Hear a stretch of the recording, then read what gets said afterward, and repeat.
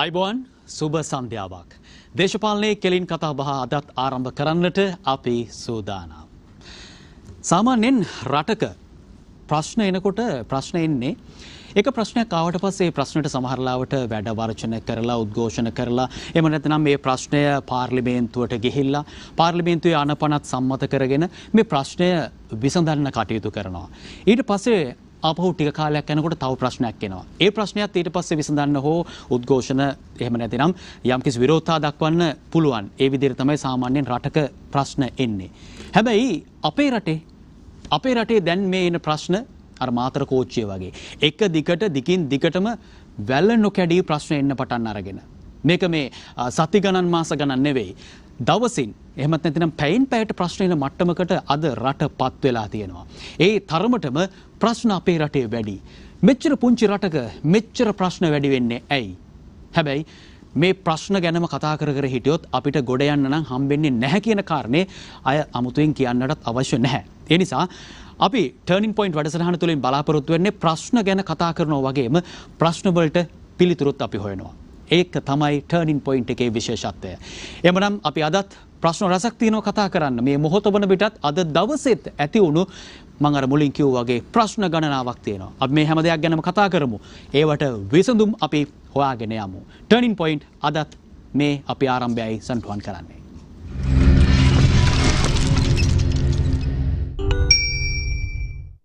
පක්ෂ නායකින් ඒ වගේම පක්ෂ සභාපතිවරුන් මහලේකම්වරුන් වගේ පක්ෂයේ ජ්‍යෙෂ්ඨයින් තමයි අපි ටර්නින් පොයින්ට් වලට කැඳවාගෙන ඉන්නේ. ඉතින් ඒ නිසා විශේෂත්වයක් තියෙනවා ටර්නින් පොයින්ට් වැඩසටහනට. අපි මේ වැඩසටහනේ කරන ප්‍රකාශයන් මේ ආරාධිතින් සමග සිදු කරන සංවාදයන් ඉතාම වැදගත් වෙනවා. රටට බොහොම වැදගත් වෙනවා. ඒ නිසා ටර්නින් පොයින්ට් වැඩසටහන සමග විශාල පිරිසක් දවසින් දවස අපතල් බැඳ ගන්නා බවත් අපි හොඳින්ම දන්නවා. එහෙමනම් වැඩි කාලයක් අපි ගන්නේ නැතුව ආරාධනා කළ අපේ සුවිශේෂී ආරාධිතයා පිළිබඳව ඔබට හඳුන්වා දෙන්නට මම සූදානම්.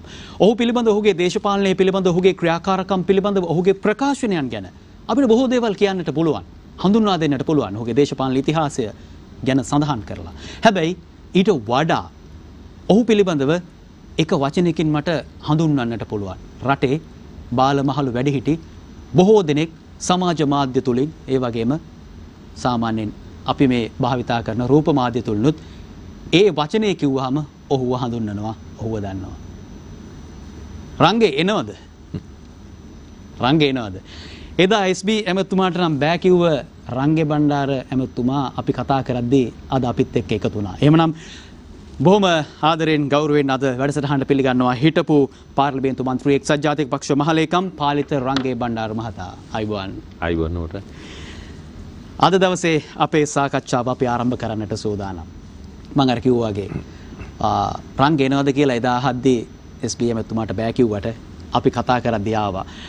විශේෂයෙන්ම කියන්න ඕනේ මේ දවස්වල මේ කොවිඩ් වසංගතයත් එක්ක දැන් මේ වෙනකොට පාර්ලිමේන්තුවේත් නැති ඇමතිවරුන් 17 දෙනෙකුට වමන වසංගතය වෛරසය වැළඳී තිබෙනවා. ඉතින් ඒ නිසා අපිට පූර්ව ප්‍රචාරක පට ඉදිරිපත් කරන්නට නොහැකි තත්වයක් මතුවී තිබෙනවා.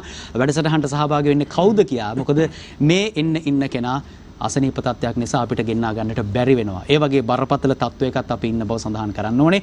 එවන් මොහොතක පාලිත රංගේ බණ්ඩාර මැතිතුමා අපිත් එක්ක අද දවසේ වැඩසටහනට එකතු වෙමින් මේ සාකච්ඡාවට සම්බන්ධ වුණා. එක්සත් ජාතික පක්ෂය නියෝජනය කරමින් ස්තුතිවන්ත වෙනවා යලිත් ඔබට. ඒ ස්තුතියත් එක්කම මම පොඩ්ඩක් හැරෙන්නට කැමති මේ කෙටි කාලීන ඉතිහාසය පිළිබඳව. ඊට කලින් අපි මෙහෙම කතා කරමුකෝ. දැන් පෙබරවාරි මාසේ පළමු පාර්ලිමේන්තු සැසිවාරය ආරම්භ වෙලා තියෙනවා. අද දවසේ ආරම්භ වුණා. ඔබේ යහළු මිත්‍රයෝ, හිතවතුන්, ඔබේ ඉදිරිවාදීන් පාර්ලිමේන්තුවට යනවා. පාර්ලිමේන්තුවට යන්න නැති විච් එක ගැන දුකක් නැද්ද ඇත්තට? කිසිසේත්ම නැහැ. ඇත්තටම දුක කියන්නේ. අවංකව මගේ අම්මා ජීවිතුන් අතර ඉන්න අම්මා පල්ල. එහෙම දුකක් නැහැ. නැහැ. හරි. එහෙම දුකක් නැති වුණාට ඒක පැත්තකින් දුක් වෙන මිනිස්සු ගැන විතරක් දුක් වෙනවා.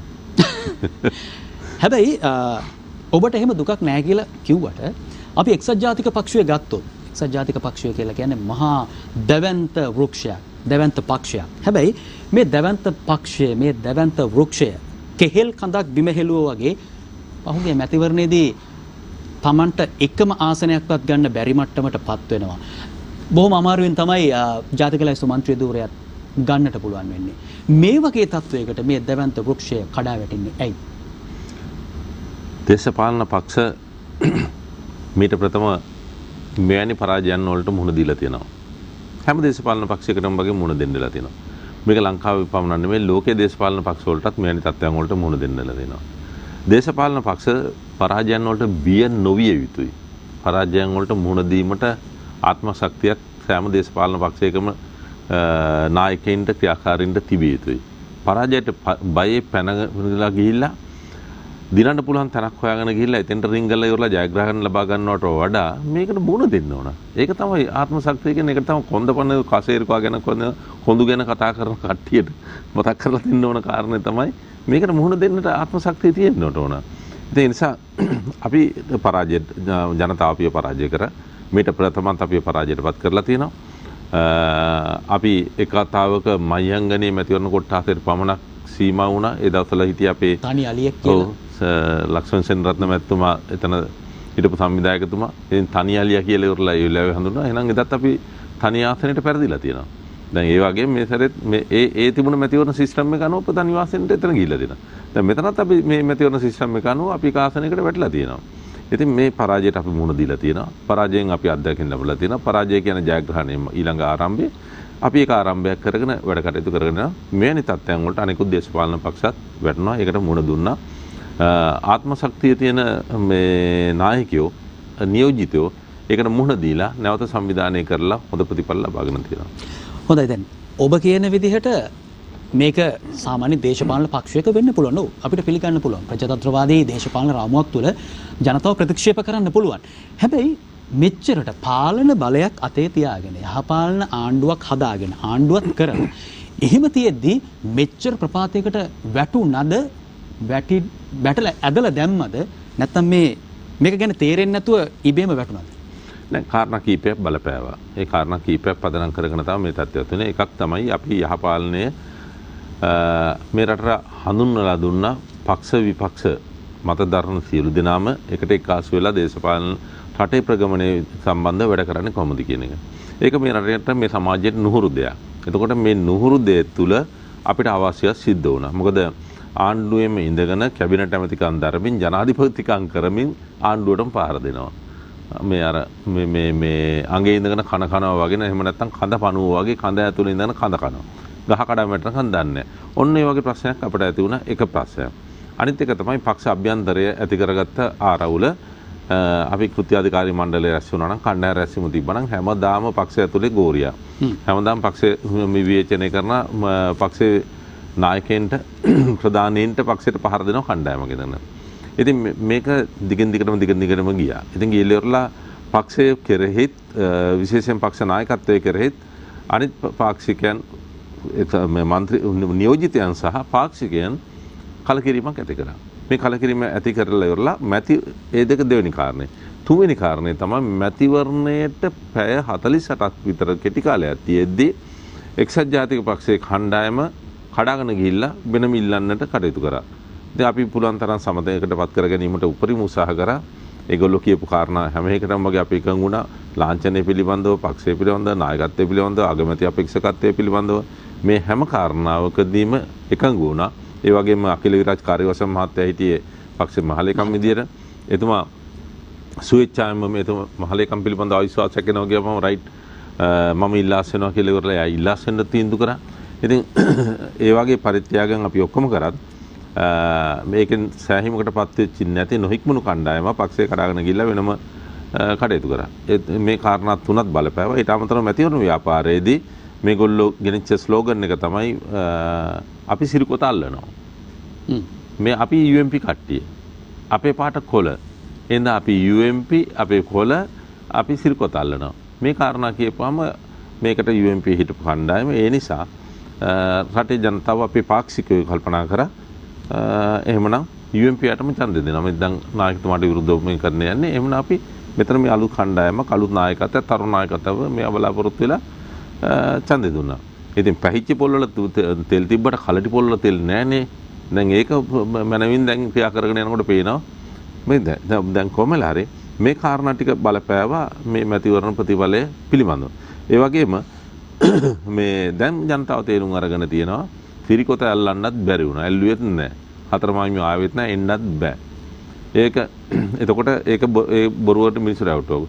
ඒගොල්ලෝ කොළපාට කියලා කිව්වා. ඒගොල්ලෝ UMP කාර්යය කියලා කිව්වා නෑ UMP නෙමෙයි. දැන් ගිල්ල ටෙලිෆෝන් එක ඩයනගට පක්ෂයේ ටෙලිෆෝන් එකෙන් මැතිවරණ කරන් තියෙන්නේ. එතනත් දැන් අපි කියවක නීතිමය ප්‍රශ්නයක් තියෙනවා කියලා. දැන් නීතිමය ප්‍රශ්න ගිහිල්ලා තියෙනවා ශ්‍රේෂ්ඨ අධිකරණයට. දැන් එතන ප්‍රශ්න ගන්නවා. දැන් ඒ බලයට කෑදරකමේ තණ්හාවෙන් ගිය ගමන තණ්හාව ජායති සෝකෝ කියලා බුදුරජාණන් වහන්සේ දේශනා කරලා තියෙනනේ. දැන් ඒ තණ්හාව ජායති සෝක දැන් සෝකේ පටන් ගත්තා. දැන් තමයි මේක ඇතුළේ අභ්‍යන්තර ආරවුල් ගන්නාවක් ඇවිල්ලා ඉවරයි. ඉතින් මෙන්න මේ වගේ තත්ත්වයන් වලට අද මුහුණ දෙන්නට සිද්ධ වෙලා තිනවා. ඉතින් අර මම මුලින් කියපු කාරණා මම මේ වැඩිපුර යමක් ඔබට කිව්වේ මේ තණ්හාව ඇතුලෙන් කටයුතු කරපුවා මොකද කියලා මොකද දේශපාලනය කියන ගමන ටිකක් ඉවසිලිවන්තව යන්න ඕන. ටිකක් මේ හොඳටම ඉවසිලිවන්තව යන්න ඕන. හිටපු ජනාධිපති වර්තමාන අග්‍රාමාත්‍ය මහින්ද රාජපක්ෂ මහත්මයාත් එක් අවස්ථාවකදී පරාජයටපත් වුණා. පරාජයටපත් වුණාට පස්සේ එතුමාට මතක විදියට බෙලියත් ආසනයේ නියෝජනය කරේ. හැබැයි පරාජයටපත් වුණා කියලා ඉවරලා එතුමා පක්ෂය අතහැරලා ගියෙත් නැහැ. පක්ෂයට නායකත්වයට ද්‍රෝහීව සටනක් ගෙනිච්චෙත් නැහැ. ඔහු පක්ෂය තුල ඉඳගෙනම වැඩ කටයුතු කරගෙන ගියා යොසිලිවන්තව. ඒ යොසිලිවන්තව ජනතාව අතරට ගියේ ඒකේ ප්‍රතිඵලයක් වශයෙන් ඔහුට රටේ ජනාධිපතිවරයා වෙන්නට අවස්ථාව උදා වුණා. නමුත් ඊට පස්සේ මේ නිදහස් පක්ෂෙත් කැඩි බිඳියන ඒ මෑතක ශ්‍රී ලංකා නිදහස් පක්ෂයේ අවස්ථා කීපයකදීම කැඩලා බිඳලා ගිහිල්ලා තියෙනවා. නමුත් මෑතක ඔබ මං හිතන්නේ ඔබ අහන්නේ නැත්තේ මේ මෑත භාගයේ එක වෙන්නේ නැති. මෑත භාගයේ වෙනම කතන්දරයක්. මාගේ මෑත භාගයේ වෙනකොට ඔහු රටේ ජනප්‍රිය චරිතයක් බවට පත් වෙලා ඔහු පදනමක් ගොඩනගාගෙන තිබුණා. එතකොට ඔහු ජයග්‍රාහී මාවතර යොමු වෙලා තිබුණා. ජනතාව පැවතිච්ච ආණ්ඩුවත් එක්කලා ඈත් වෙලා තිබුණා. අවුරුදු 17ක් එක දිගටම එක්සත් ජාතික පක්ෂයේ බලයේ ඉඳලා තිබුණ නිසා කොච්චර වුණත් උදේට මිනිස්සු කුකුල් මස් බතු දෙනවා කිව්වොත් හරි කැමති. හැබැයි උදේ දවල්ු රැයි 3ම එක දිගටම සතියක් කුකුල් මස් බතු දුන්නත් එම ඊට අද මොන කේල් මලන්ද කුකුල් මස් කන්න බෑ හැමදාම කියලා කියනවා. අන්න ඒ වගේ අවුරුදු 17ක් කොච්චර වැඩ කටයුතු කරලා තිබුණත් ටිකෙන් ටික සේවීම් සිදු වෙනවා. ඒක පදනම් කරගෙන මේගොල්ලන්ට ඒ ගමන යා ගන්න පුළුවන්කම ලැබුණා. ඒක වෙනම එකක්. ඉතින් නමුත් ඊට පස්සේ දැන් මෙතන පක්ෂය ඔහු ජනප්‍රිය තැනට ඇවිල්ලා තමයි ජනතාව මුලා කරලා හොඳටම ජනප්‍රියලා තිබුණානේ. නිසාරවත් ව්‍යාපෘති කරලා ජනතාව ගුණාට අන්දලා තිබුණා. දැන් නිසාරවත් ව්‍යාපෘති කියන්නේ අපි දැන් හම්බන්තොට වරාය ව්‍යාපෘතිය මන්තල ගුවන්තොටුපොළ ගත්තත් ඒ වගේම හම්බන්තොට අනිකුත් අර රම්මිනි තැන්න ගත්තත් ඒ වගේම නෙළුම් කුලන ගත්තත් මේකකින්වත් ප්‍රයෝජනයක් නැති තැනට වැටලා තියෙනවනේ. ඉතින් එයානේ ව්‍යාපෘති කරලා මිනිස්සුන් තුල හිත දිනා ගැනීමට මුලා කිරීමේ කලාව මනින් ප්‍රගුණ කරලා ඉවරලා එතුමා එතෙන්ට ගියා. හැබැයි මෙතන මේ කට්ටිය මුලා කිරීමේ කලාව එකම වචන ටික හැමදාම කියම දැන් කොන්දට කසේරිකාවයි කොන්දයි ඔය වගේ වචන එකම වචන සෙට් එකක් කිය ඉන්නලා යනවා. ඒක තුල දැන් උන අර අර්බුද ආරම්භ වෙලා තියෙනවා. ඔව් දැන් මට දැන් ඔබතුමා මේ දිගටම කතා කරනවා බාධා කරේ නැත්තේ මේ සාමාන්‍ය පාලිත රංග බණ්ඩාර කියලා කියන්නේ බොහොම ඍජු චරිතයක්. බොහොම ඍජු චරිතයක්. ඒ වගේම ඔහුගේ ප්‍රකාශනයන් ඊටම තියුණුයි. අපි දැකලා තියෙනවා. සහ සමහර වෙලාවට ඉවසීමේ සීමාව යම් අවස්ථාවකදී ඉක්ම ගියපු අවස්ථාත් අපිට සමහර වෙලාවලදී දැකලා තියෙනවා. මට ඇත්තටම දැනගන්න ඕනේ එදා හිටපු පාලිත රංග බණ්ඩාරමද අදත් එදා කිව්ව විදිහටම ඒ කෙලින් ඉන්නවද? එහෙමමද? මම හිතනවා මං එහෙමයි කියලා මට දැනෙන්නේ නැහැ වෙනසක්. එහෙමනම් මම දැනගන්න කාරණයක් තියෙනවා. බොහෝ දෙනෙක් එල්ල කරන චෝදනාවක් තමයි පක්ෂෙන් කැඩිලා ගියපු කණ්ඩායම වගේම පාක්ෂිකයන් එල්ල කරන චෝදනාවක් මේ පහුගිය කාලේ එක්සත් ජාතික පක්ෂය මෙතරම් ප්‍රබල පසුබෑමකට ලක් වෙන්න ප්‍රධානම හේතුව උනේ මේ පක්ෂ කැඩෙන්න ප්‍රධාන හේතුව වෙන්නේ නායකත්වය. මේ නායකත්වය තුල තිබුණු දුර්වලකමක් නිසා නායකත්වය නිසි කලට නිසි වෙනස් වීම සිදු කළ නොකළ නිසා මේ වගේ තත්ත්වයක් ඇති වුණා කියන බරපතල චෝදනාවක් තියෙනවා. ඔබ පිළිගන්නවද මහලේකම්වරයා විදියට වර්තමාන? නායකත්වය දෙන්න ඕන අවස්ථාවේදී ඉඩකඩ දුන්නා.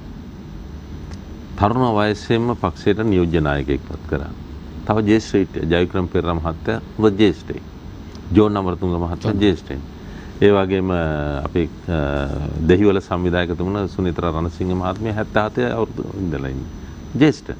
දැන් මෙහෙම කරුණාසේන කොඩුතුවක් මැත්තුවා 77 ඉඳලා ඉන්න ජේෂ්ඨෙක් මහා එතුමා ආචාර්යවරයෙක්. එතකොට මේ දැනුගත්කමින්ද ජේෂ්ඨත්වෙන්ද අත්දැකීම් වලින්ද මේ හැම එකෙන්ම පිරිපුන් කෙනෙක් තමයි කරුණාසේන කොඩුතුවක මහත්තයාත් ගත්තාම. දැන් මේ වගේ ජේෂ්ඨ පරිණත උදවිය ඉඳද්දී ලපටි පහේ තරුණ උදවියටත් නියෝජ්‍ය නායකකමක් දුන්නා. එතකොට අවශ්‍ය දේ කරලා නැද්ද? එතකොට තන දීලා නැද්ද? නමුත් චෝදනාවක් තියෙනවානේ එතන බලය යම්කිසි නායකත්වයක් හෝ යම්කිසි තනතුරක් දුන්නට ඒ තනතුරේ නිසි ආකාරයට වැඩ කරන්න ලැබෙන්නේ නැහැ, ලැබිලා නැහැ කියන චෝදනාවක් ඒ පාර්ශ්ව වලින් එල්ල වෙනවානේ ඒ තරුණ නායකයෝ. මේ කියන්නේ ගමයට කුඹුර හම්බුනාමට පස්සේ ගමයා දන්න ගන්නවන කුඹුර කොටා ගන්න විදිය. ආපහු ගමහාමිනේ ගිහිල්ලා ඉවරලා උදැල්ලෙන් අතරන කොට දීලා ඉවරලා නෙමෙයිනේ. ඉතින් ගමයා කොටන්න දන්නේ නැත්තම් මොකද කරන්නේ?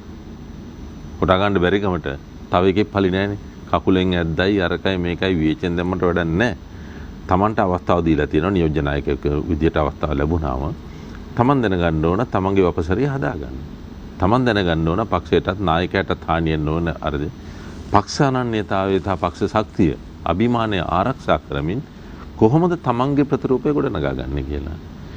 ඒ අවස්ථාව ලැබුණු තැන ඉඳලම තාත්තර ගහනවා වගේ නායකයට ගගා ගිල්ලර යන්නේ නැහැ. ඔබට පුළුවන් ද ඔබේ පියාට පරිභව කර කර මේ ගමන යන්න පුළුවන්? නමුත් තාත්තට ඔබට පුළුවන් එක පෙන්ලා දෙන්න පුළුවන් නේද? වරද්ද පෙන්ලා දෙන්න පුළුවන්. හැබැයි ඒ වරද්ද පෙන්ලා දෙන්නේ ජනතාව ඉදිරියට ගිහලා මාධ්‍ය ඉදිරියට ගිහලා ඉවරලා නෙමෙයිනේ. ඔබේ පියාගේ වරදක් තියෙනවා ඔබ ඒක ගෙදරනේ කතා කරන්නේ. එතකොට එහෙම දෙයක් නෙවෙයි මෙතන හැමදාම කතා කරන්නේ පියාට විරුද්ධව. ඉතින් එවැනි තත්ත්වයක් උඩ කොහොමද කොට නැගෙන්නේ? ඉතින් ඒක කරන්නේ එහෙම කරනකොට තමන්ගේ ප්‍රතිරූප කොට නැගෙද්ද? ඔබ එළියේ කෑ ගහනකොට අහල පහල ඉන්න ගමේ මිනිස්සු ඔබ ගැන ඔබේ පියාගේ වරදක් තියෙනවා. රයිට්. ඔබ කියන පියාගේ වරද පෙන්වන්න ඕන. හොඳයි. ඊටමත් හොඳයි පෙන්ලා දෙන එක. රයිට්. ඔබ ගේ ඇතුළේ නෙමෙයි පියාට පෙන්වලා දෙන්නේ මේක. ඔබ එළියට පැනගෙන කෑ කෝ ගහගෙන මේක පෙන්වනවා. දැන් අහල පහල ගමේ ඉන්න ඔක්කොම ටික වට වෙලා මේක බලන් ඉන්නවා. ඔබ කරේ ඇති වෙන ප්‍රතිරූපේ මොකද? ඔබ ගැන වටිනාකමක් දෙයිද ගමේ උදවිය? ඉතින් ඒ වෙන්නේ තත්ත්වයන්නේ. තමන්ගේ තන හදාගන්නේ නැතුව තමන් අනුන් ගැන විවේචන කරන. දැන් උදාහරණයක් මම කියන්න. මත්තල අපි මේ අපේ ආණ්ඩුව වෙලාවේ කෘෂිකර්මාන්තයට අවශ්‍ය තැන දුන්නා. වී අතිරික්තයක් ඇති වුණා. රටේ වී අතිරික්තය ඇති වෙනකොට ගබඩා පහසුකම් මදි. වීඇලයි මණ්ඩලයේ ගබඩා ඔක්කොම පෙරෙවුවා. කස්තුරි අනුරාධනායක මහත්මයා අපේ අනුරාධපුරේ එතුමා තමයි වීඇල මණ්ඩලයේ මේ සභාපතිවරයා වශයෙන් හිටියේ. වී ස්ටොක් කරන්න ඉඩ නැහැ. ඊට පස්සේ මත්තල පාළුවට ගිය ගුවන්තොටුපොළ. ඒ ගුවන්තොටුපොළේ ගබඩා සංකීර්ණ වල නිකන් තිබුණේ ඉස්ස. එතකොට ඒ ඉස්ස තිබුණ ගබඩා සංකීර්ණේ වී ටික වැඩි අතිරික්ත වී ස්ටොක් කරන්න කටයුතු කරා. මේක කතා කරනකොට මේ කටයුතු කරනකොට මෛත්‍රීපාල සිරිසේන මහත්මයා රටේ ජනාධිපති රනිල් වික්‍රමසිංහ මහත්තයා අගමැති. එතකොට සජිත් ප්‍රේමදාස මහත්තයා මේ මට සමහර විවේචනය කරනවා කියලා ඉවරලා සජිත් විවේචනය කරනවා නෑ මේ මම මේ ඒගොල්ලෝ කියපු කාරණා මම මේ රටේ ජනතාවට අවස්ථාව ලැබිච්ච තැනවත් පැහැදිලි කරනවා. සජිත් ප්‍රේමදාස මහත්තයා කැබිනට් අමාත්‍යවරයා. එතකොට මේ කැබිනට් එක තීන්දුව කරගත්තා මතල ගුවන්තොටුපොළේ හිස්ව තිබෙන්නා වූ පාළුවට ගිහිල්ලා තිබෙන තැන වී ටික ගබඩා කරන්න කියලා. එතකොට ඒ තීන්දුව අරගත්තා. ඊට පස්සේ දැන් මෑතක එතුමා ගිහිල්ලා ඉවරලා හම්බන්තොට ගිහිල්ලා ඉවරලා කියනවා මේ මාව නැති කිරීමට රනිල් වික්‍රමසිංහ කරපු වැඩක් තමයි වී ගබඩා කරගෙන. එතකොට එදා කැබිනට් එකේ කටේ පිට්ටු තිබ්බද මේ කියන්නේ? මේ මාව නැති කරන්න හදන්නේ ඕකන කරන්න දෙන්න බෑ කියලා කැබිනට් එක කතා කරන්න තිබුණානේ. එතකොට එතනින් තණ්හාවට තනතුරු වලට තියෙන තණ්හාවට කෑදරකමට මේ කටවහගෙන සදන තියනලා දැන් තනතුරු වලට තිබෙනා වූ තණ්හාවට අනිත් එක නැති කරලා දාලා තමන් බලයට එම තියෙන පෙරේතකම උඩ අන්න අර වගේ වචනයක් කියනවා. ඉතින් මේ මෙවැනි හානිදායක දේවල් මේ කරලා අනිත් අය විනාශ කරගෙන මේ නායකත්වයට එන්න බෑනේ. අනිත් අයවත් සතුරු කරගෙන එන්න ඕන. දැන් ඔබ කියන ප්‍රකාශයන් සියල්ල ගැන ඔබතුමා මේ කතා කරගෙන ප්‍රකාශයන් සියල්ල තුලම මට පේන්නට තියෙන්නේ අනිත් කණ්ඩායමට දැඩි විවේචනයක් දැඩි ලෙස පහර දීමක් ඔබගේ වචන හරහා ඔබ සිදු කරන්නේ. හැබැයි ඔබ යම් කිසි විදිහකට ස්වයං විවේචනයක් තමන්ගේ කණ්ඩායමේ හෝ තමන්ගේ නායකතුමා අත හෝ එහෙම නැත්නම් මේ කණ්ඩායමේ ඉතිරිලා ඉන්න කණ්ඩායම අත හෝ පක්ෂය තුල වැරද්ද තිබ්බා කියන එක පිළිගන්නම බැරිද? වැරද්දක් තිබෙම නැද්ද ඔය කියන විදිහට? මම දැන් කිව්වනේ කරුණාවට ඉස්සරලා මම මුලින්ම පෙන්ලා දුන්නානේ. මෙන්න මේ ප්‍රශ්න නිසා තමයි අපිට මේ පරාජයට මුහුණ දෙන්න ඕන කියලා මම ඒක නැවතත් කියන්න ඕනද පුරුපුණා අපරාධය ඔබතුමාගේ ගුවන් කාලේ. එතකොට මම ඒ කාරණා පෙන්වලා දුන්නා. අපි ඒක පිළිගත්තා. එතකොට ජනතාව අපිව ප්‍රතික්ෂේප කරා. අපි නිහතමානීව ඒකට ගරු කරලා විරුද්ධ පක්ෂයේ ඉන්නවා. දැන් අපි තනි මන්ත්‍රී ධූරයෙන් ඔය අනිත් කණ්ඩායම් වලට වඩා අපි මේ රටට පෙන්වලා දීලා තියෙනවා. පාර්ලිමේන්තුවට ගිහලා පාර්ලිමේන්තුවේ ක්‍රියාකාරීත්වය පෙන්වලා දීලා තියෙනවා. රටට සාධනීය කරුණු අපි පෙන්වලා දෙන්න සමත් වෙලා තියෙනවා. තනි මන්ත්‍රී ධූරයෙන්. එකෙන් හරි අපේ වැඩේ අපි කරලා පෙන්නනවා. හොඳයි. දැන් ඔබේ මහලේකම් ධූරය පිළිබඳ මම පොඩ්ඩක් කතා කරන්න. ඔබට දැන් අපි මේ කණ්ඩායම් දෙකම එකතු වෙලා ඉන්න කාලේ ඔබට එහෙම ප්‍රබල තනතුරු ලැබුණ කියලා අපි නම් දැක්කේ නැහැ පක්ෂය තුල. ඒ කියන්නේ එක්සත් ජාතික පක්ෂය තුල බෙදෙන්නට කලින් එක්සත් ජාතික පක්ෂය වෙන්න වෙනට කලින් පක්ෂීය තනතුරු ලැබෙනකොට රංගේ බණ්ඩාර හොඳ හඬක් නැබු පුද්ගලයෙක්. හොඳ හඬක් තිබුණු පුද්ගලයෙක් පක්ෂය තුල. නමුත් එහෙම තනතුරු ලැබුණ ආකාරයක් පේනෙන්න තිබුණේ නැහැ. ඇත්තටම මේ තනතුර මහලේකම් තනතුර ඔබට ලැබෙන්නේ ඔබ පක්ෂ නායකත්වයේ සමග කීකරුව ඉන්න නිසාද? එහෙම කීකරු භාවයක් නිසාද? එහෙම නැතිනම් මේ ජ්‍යෙෂ්ඨයෝ යම්කිසි ප්‍රබල චරිත ගණනාවක් මේ පක්ෂයෙන් ගියපු නිසාද ඔබට දෙන්නේ නැත්නම් ඔබේ කට වහන්න ඕන නිසාද දෙන්නේ? මට ඔය ඔක්කොම අපි එකට ඉඳද්දී පක්ෂයේ ඉතාමත්ම ශක්තිමත් තනතුරක් තමයි වෘත්තීය සමිති ලේකම් කියන්නේ. ඔබ දරුවා මට වෘත්තීය සමිති ලේකම් ධුර ලැබිලා තිබුණා මුල රටනම් වග කියන තනතුර. දේශපාලන පරිගැනීම් වලට ලක් වෙච්ච මිනිසුන්ට ලක්ෂ 10000ක් ගෙවන්න තිබුණා ලක්ෂ 3000ක් ගෙවන්නට පුළුවන් වුණා මම මේ මාස 6ක් වගේ ඇතුළත ඒ තනතුරේ වැඩ කටයුතු කරලා. එතකොට ඊට පස්සේ මහලේකම් ධුරට ළඟට ඔය හවු දෙවෙනි ප්‍රශ්නේ පළවෙනි ප්‍රශ්නේ කලින් තනතුරු ලැබුණේ නැහැ. ඒක කලින් යම් තනතුරු මට ලැබිලා තිබුණා. මට පුත්තලන් දිශික නායකත්වයේ කාලයක ලැබිලා තිබුණා. මම කෘත්‍ය අධිකාරී මණ්ඩලයේ දිගටම ඉඳලා තියෙන යම් කාලවල නැතිව තියලා තියෙන කෙටි කාලවල. ඒක තමයි පක්ෂයේ තියෙන ඉහළම මේ කමිටුව. එතකොට ඊට පස්සේ මහලේකම් තනතුරු ලැබුණා. මහලේකම් තනතුරු ලැබෙනකොට විවිධ අවස්ථාවල විවිධ හැකියාවන් දක්ෂකම් විවිධ හේතුන් බලනවා. ඉතින් මේ අවස්ථාවේ අපේ හිටපු මහලේකම්වරු සභාපතිවරු එහෙම කණ්ඩායම ඉවත් වෙලා තියෙනවා. ඒතර අපි මෙතන 19 දෙනයි ජ්‍යෙෂ්ඨ කණ්ඩායම ඉතුරු මේ 19 දෙනා අතර තනතුරු ලබා දීමේදී මේ තනතුරට ඉන්න කණ්ඩායම අතරින් මං සුදුසුයි කියලා කණ්ඩායම නිගමනය කරපු නිසා නායකත්ව නිගමනය කරපු නිසා ඒ තනතුර මට ලබලා දීලා මග පෙන්නලා මට වැඩ කටයුතු කරනවා. ඒ හැරෙන්නට මගේ කටවහන්න නම් කටයුතු කරලා නැහැ. මට වහන්න අවශ්‍යතාවයකුත් නැහැ. එහෙනම් කටවහන්න මෙතනත් ඔය කියන කාරණා අතර ඉන්න ඕනනේ. එහෙම පක්ෂය තුල එවැනි බාධාවක් නැහැ. අපි කෘත්‍ය අධිකාරී මණ්ඩලයේත් මැනේජ්මන්ට් කමිටියේත් අපි අවශ්‍ය කාරණා සාකච්ඡා කරනවා. හොඳයි. අපි දැන් වර්තමානයේ තුල පක්ෂයේ ඉන්න ප්‍රබලීන් ගැන සාකච්ඡා කළොත් කතා කළොත් අපි එක්සත් ජාතික පක්ෂයේ ඉන්න ඇතම් ප්‍රබල චරිත දැන් අපිට මාධ්‍ය තුලින්වත් ටිකක් දක්නට ලැබෙන්නේ නැහැ. දැන් අර්ජුන රණතුංග මහත්තයා නම් ඉවත් වෙලාම ගියා. එතුමත් එයත් වෙනවා. එතකොට දැන් නවීන් පේන්න නැහැ අපිට. නවීන් මන්ත්‍රීතුමා, ජයවික්‍රම පෙරේරා මහත්තයා, ජෝන් අමරතුංග, ආශු මාරසිංහ වගේ මේ චරිත අපිට දකින්නට නැහැ. මොකද්ද මේ හේතුව? මේ කණ්ඩායමත් දැන් වෙනත් කණ්ඩායම් වලට එකතු වෙලාද නැත්නම් යලිත් පක්ෂයේ කැඩීමක් බිඳීමක් තියෙනවද? මොකද්ද වෙලා තියෙන වර්තමාන තත්ත්වය? ආශු මාරසිංහ මහත්මයා මේ මෑතකත් තුලාව වැඩසටහනේ ජාතික රූපවාහිනියේ ඉන්නවා මම දැක්කා.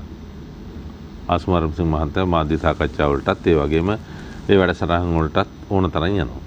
සහභාගී වෙනවා.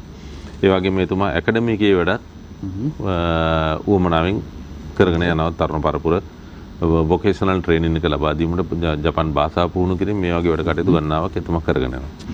ඒ වගේම ඔබ කියපු ජයවික්‍රම පෙරේරා මහත්මයා පහුගිය මැතිවරණයේදී 2020 මැතිවරණයේදී සජබෙන් තමයි ඡන්දය ඉල්ලුවේ. ඉතින් එතුමා මෙතන දකින්න පුළුවන් වෙන්නේ නැහැ නේද? එතකොට අපේ ඉන්න අනතුරුව එතුමාගේ ප්‍රකාශයන් තිබුණ එක්සත් ජාතික පක්ෂයේ සමග කටයුතු කිරීමක් සම්බන්ධයෙන් මම දන්නේ ප්‍රකාශ මම දැක්කේ නැහැ. කෙසේ නමුත් එතුමාගේ උපන්දිනේට මම සුබපතපු වෙලාවේ මේ පසුගිය සතියේ එතුමා කියන්නේ එක්සත් ජාතික පක්ෂයේ තමයි ගොඩ ගන්න ඕන මේ කරන්න දෙයක් නැහැ. මමත් ඒ වැරදි තැනට වැටුණා. අපි ඒකතු වෙලා වැඩ කටයුතු කරන්න ඕන කියන එක මට කතා කරලා. නමුත් ඔබ කියන්නේ පක්ෂයේ ඉන්න ඒ කණ්ඩායම් දැන් එකතු වෙලා ඉන්න කණ්ඩායම් තාම එහෙම ඉන්නවා ප්‍රශ්නයක් නැහැ. පක්ෂයේ විදිහට අවශ්‍ය වැඩ කටයුතු කරගෙන යනවා පක්ෂ ශක්තිමත් කරන්න. ඔව් රවි කරුණානායක මහත්මයාත් ඔබ දැක්කා මාධ්‍ය සාකච්ඡාවක් තියලා මේ ඔව් මම ඒ නම නොකියුවේ එතුමා අපිට දකින්න ලැබෙන නිසා. ඔව් දෙසතිකට කලින් අතර ඊට ගන්න ඊයේ පෙරේදත් මාධ්‍ය සාකච්ඡාවක් දීලා තිබුණා මම දැක්ක මාධ්‍ය. ඉතින් ඒ වගේ මේ වැඩ කටයුතු කරගෙන යනවා. ඉතින් අපිට නම් මේ එහෙම අපේ මාධ්‍ය දෙන ඉඩකඩ අනුව අපි එල්ල තියෙනවා. ඔබ ඉදිරි සතියවල ඉඩකඩ දෙනවා නම් මම තවත් කීප දෙනෙක් එවන්නම් සමන් රත්නප්‍රිය එවන්නම් ආසු මාරසිංහ මහත්මයා එවන්නම් අනුරාධ නායක මහත්මයා එවන්නම් මේ ආදී වශයෙන් අපි කන්නේ අපි සමතැන ලබා දෙනවා. ඒ නිසා අපිට කිසිම ප්‍රශ්නයක් නැහැ. අපි මාධ්‍ය ආයතනයක් විදිහට ඒ සමබරතාවය ඒ බැලන්ස් එක අපි හොඳින්ම තබාගෙන යනවා. අපක්ෂපාතී සමබර මධ්‍යස්ථ මාධ්‍යයක් විදිහට තමයි අපි කටයුතු කරන්නේ. ඒ නිසා අපි ප්‍රවෘත්ති විකාශය තුලිනුත් එය ඔප්පු කරලා තියෙනවා. අපි වැඩසටහන් තුලිනුත් ඔප්පු කරලා තියෙනවා. අනිවාර්යෙන් අපි ඒ තැන ලබා දෙනවා. ඒ නිසා එක മന്ത്രി ධූරයේද තිබෙන්නේ පාර්ලිමේන්තුවේ ජාතික ලැයිස්තු മന്ത്രി ධූරයේද කියන කාරණේ නෙමෙයි අදගත් වෙන්නේ. අපිට මේ රටේ තියෙන ප්‍රශ්න විසඳන්නට කාගේ අදහසද කාගේ ඒ උපදෙස් අවශ්‍ය වෙන්නේ ඒ සියල්ලම ජනතාව වෙනුවෙන් අපි ගෙන එන්නට සහ ජනතාවගේ බලාපොරොත්තු මුදුන්පත් කරන්නට අවශ්‍ය වූ කාලය වේලාව අපි ලබා දෙනවා. හොඳයි. අපි ඉක්මනින් මේ පළවෙනි වටේදී පළවෙනි කරුණු කාරණාවලදී මේ පක්ෂයේ තිබෙන ගැටලුකාරී තත්වයන් සහ මේ පක්ෂය යලි කැඩිලා බිඳුල ගිය පක්ෂය යලි එක්වන්නේ කුමන ආකාරයෙන්ද කියන කාරණය පිළිබඳ වැඩි වශයෙන් අවධානය යොමු කරමින් මන්ත්‍රීතුමා කතා කරන්නේ. ඉන් අනතුරු අපේ දැන් මේ වර්තමානයේ මුහුණ දෙන ප්‍රශ්න ගැන කතා කරමු. ඊළඟට දැන් එක්සත් ජාතික පක්ෂය සහ සමගි ජන බලවේගය මේ එකම කණ්ඩායමනේ දැන් මේ දෙපැත්තට බෙදලා ලකුණු වලින් බෙදලා ගියාට ඔවුන් කතා කරන විටත් එක්සත් ජාතික පක්ෂයේ ඒ මූලාරම්භයන් පිළිබඳව කතා කරනවා. මේ කණ්ඩායම් දෙක එකට එක් කිරීම සම්බන්ධයෙන් පසුගිය දිනවල හොර රහසේ යම් කණ්ඩායම් එකට එකතු වුණා කියලා සාකච්ඡා තිබුණා. මොකද්ද මේක ඇත්තට?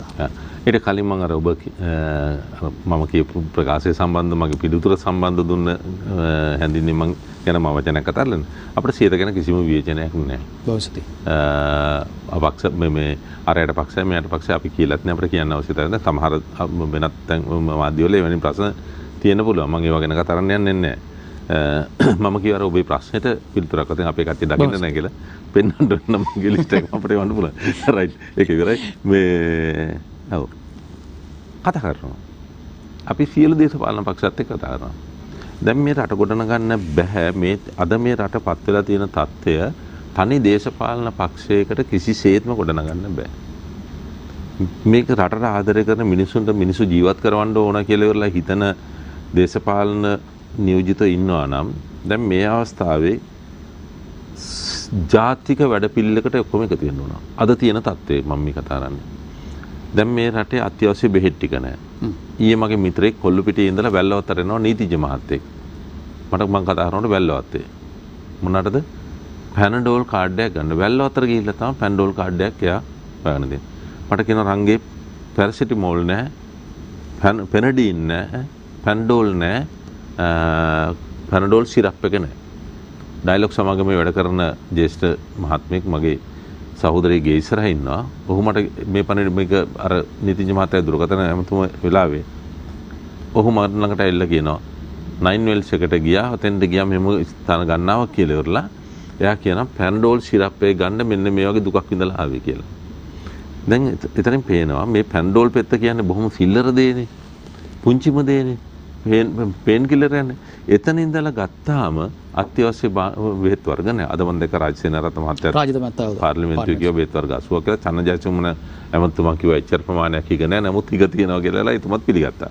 එතකොට මේ අන්දමට අත්‍යවශ්‍ය ඖෂධ ටිකේ ප්‍රශ්න. කිරිපිටි ටිකක් ගන්න විදිහක් ඔව් සමාවෙන්න ඔබතුමාට මේ පිළිබඳව ඇත්තටම දීර්ඝව මම කතා කරන්න දෙනවා. නමුත් මට ඕනේ මොකද අපි ඊළඟට කතා කරමු මේ රටේ තියෙන ප්‍රශ්න ටික. ඔබතුමන්ලා දෙපාර්ශ්වය අතර අපි එක්සත් ජාතික පක්ෂ සහ සමගි ජන බලවේගය මේ කණ්ඩායම් දෙකේ එක් කිරීම සඳහා වන සාකච්ඡාවන් පසුගිය දිනවල විවිධ ස්ථානවලදී සිදු වුණු බවට අපිට තොරතුරු නිල නොලත් ආකාරයෙන් වාර්තා වුණා. නීතිච්ච මහතුරු කිහිප දෙනෙකුත් ඊට සහභාගී වුණා කියලා වාර්තා වුණා. මොකද්ද මේ කණ්ඩායම් දෙකක් විදිහට යන්න බලාපොරොත්තු වෙන්නේ? එකට එකතු වෙන්න බලාපොරොත්තුවක් නැද්ද? මේ කණ්ඩායම් දෙකක් නෙමෙයි සියලු කණ්ඩායම් එකතු කිරීම සඳහා තමයි මේ වැඩපිළිවෙල තියෙන්නේ. අපි ඒ සඳහා අපි වැඩපිළිවෙලක් ඉදිරිපත් කරලා තියෙනවා. අනිත් කණ්ඩායම්නුත් වැඩපිළිවෙල ඉදිරිපත් කරලා තියෙනවා. ඒ වැඩපිළිවෙල ශිරකොත මන්දිරයේ එක්සත් ජාතික පක්ෂ මූලස්ථානයෙන් පිටත සමහර උදවියට පක්ෂ මූලස්ථානට එන්න බැරි කට්ටිය ඉන්නවා. ඒ දේශපාලන ඒගොල්ලන්ගේ අනන්‍යතාවය අනුව ඒ නිසා අපි පිටත ප්‍රතිපත්ති කේන්ද්‍රයක් ආරම්භ කිරීමට පියවර අරන් තියෙනවා. එහෙම කරලා අපි හැම කෙනාම එකතු කරගෙන තමයි මේ ඊළඟට මේ රට ගොඩනගීමට පියවර ගන්න. එක ශක්තිමත් රාමුවක් තුළ පිළිගත්තා වූ වැඩපිළිවෙලක් කළා. හොඳයි. එහෙමනම් යම් කිසි බලාපොරොත්තුවක් එක්සත් ජාතික පාක්ෂිකයින්ට සහ ඒ වගේම එක්සත් ජාතික පක්ෂයේ සිට වෙනුගිය කණ්ඩායම් වලට මේ සියලු දෙනාට යම් කිසි බලාපොරොත්තුවක් තමයි මහලේකම්වරයා වශයෙන් ඔහු ඒ ප්‍රකාශ කරන්නේ යම් කිසි ආකාරයකට ඕනෑම අයෙකුට නැවත පක්ෂයේ සමග එකට එකතු වී සාකච්ඡා කරමින් කටයුතු කිරීමේ හැකියාව පවතින බව තමයි ඔහු සඳහන් කරන්නේ. ඉතින් මේ සාකච්ඡාවේ අපි පළමු භාගය අවසන් කරන්නට සූදානම් වෙන්නේ කෙටි විරාමයකට යන්නට. ඉන් අනතුරුව අපි බලාපොරොත්තු වෙන්නේ වර්තමානයේ තුල මේ මොහොතේදී රටේ පැන නැගී ඇති බරපතල ප්‍රශ්න වලට විසඳුම් මොනවාද කියා සොයාගෙන යන්නට. යමු කෙටි විරාමයකට ටර්නින් පොයින්ට් එකේ.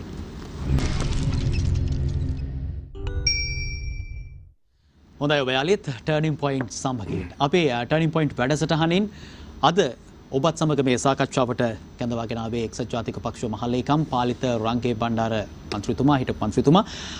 එතුමන් සමග අපේ මේ කතාබහේ පළමු භාගයේදී වැඩි අවධානයක් යොමු කළේ පක්ෂයේ තිබෙන තත්ත්වයන් පිළිබඳව කතා කරන්නට. ඒ වගේම එක්සත් ජාතික පක්ෂයේ තිබුණු යම් යම් කණ්ඩායම් බෙදී ගියා, වෙන් වී ගියා. වර්තමානයේ මොන වගේ තත්ත්වයක්ද එක්සත් ජාතික පක්ෂය තුළ තිබෙන්නේ කියන කාරණේ පිළිබඳව වැඩි වශයෙන් අවධානය යොමු කළේ. හොඳයි අපි දැන් රටේ ප්‍රශ්න පිළිබඳව කතා කරමු. රටේ තියෙන ප්‍රශ්න ගණනාවක් තිබෙනවා. ඒ අතරින් මොන දේ වුණත් කාලා ඇඳලා අඳින්නත් කලින් කාලා ඉන්න බෑනේ. ඔව් කාලා ඉන්න ඕනේ. හැබැයි කන්න පුළුවන් මට්ටමකුත් නෙමේ කෘෂි කර්මාන්තයේ මේ වෙනකොට තියෙන්නේ පොහොර අර්බුදය. ඒත් එක්කම දැන් මේ වෙනකොට ක්‍රමක්‍රමයෙන් පළදාව අඩු වෙලා තියෙනවා. එළවලු ගිනි ගණන් අහස උසට ගණන් රත්තරන් වගේ මිල ඉහළ යමින් තියෙන්නේ. ඒ වගේ කාලයක හැබැයි මම හිතන්නේ ඔබතුමාට බොහොම වැදගත්කමක් තියෙනවා. මොකද ඔබතුමා මේ කෘෂිකර්ම විෂයපතේටම අයත් වන විෂයක් තමයි රාජ්‍ය අමාත්‍යවරයා විදිහට කටයුතු කළේ.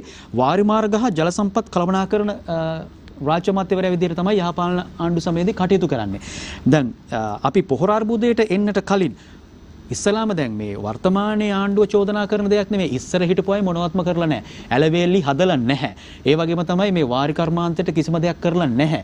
මේ චෝදනාව එල්ල කරලා අපිට කලින් හිටපු අයගේ වැරදි තමයි අපිට මේ ගෙවන්න සිද්ධ වෙලා තියෙන්නේ. කෘෂි කර්මාන්තයට ඒක වගේම ජල සම්පත් කළමනාකරණේ වාරි මාර්ගයට වැඩක් කළේ නැහැ කියන බරපතල චෝදනාවක් වර්තමානයේ ආණ්ඩුව එල්ල කරමින් යනවා. ඒ අතර තව එක චෝදනාවක් තියෙනවා. මට විනාඩියක් දෙන්න.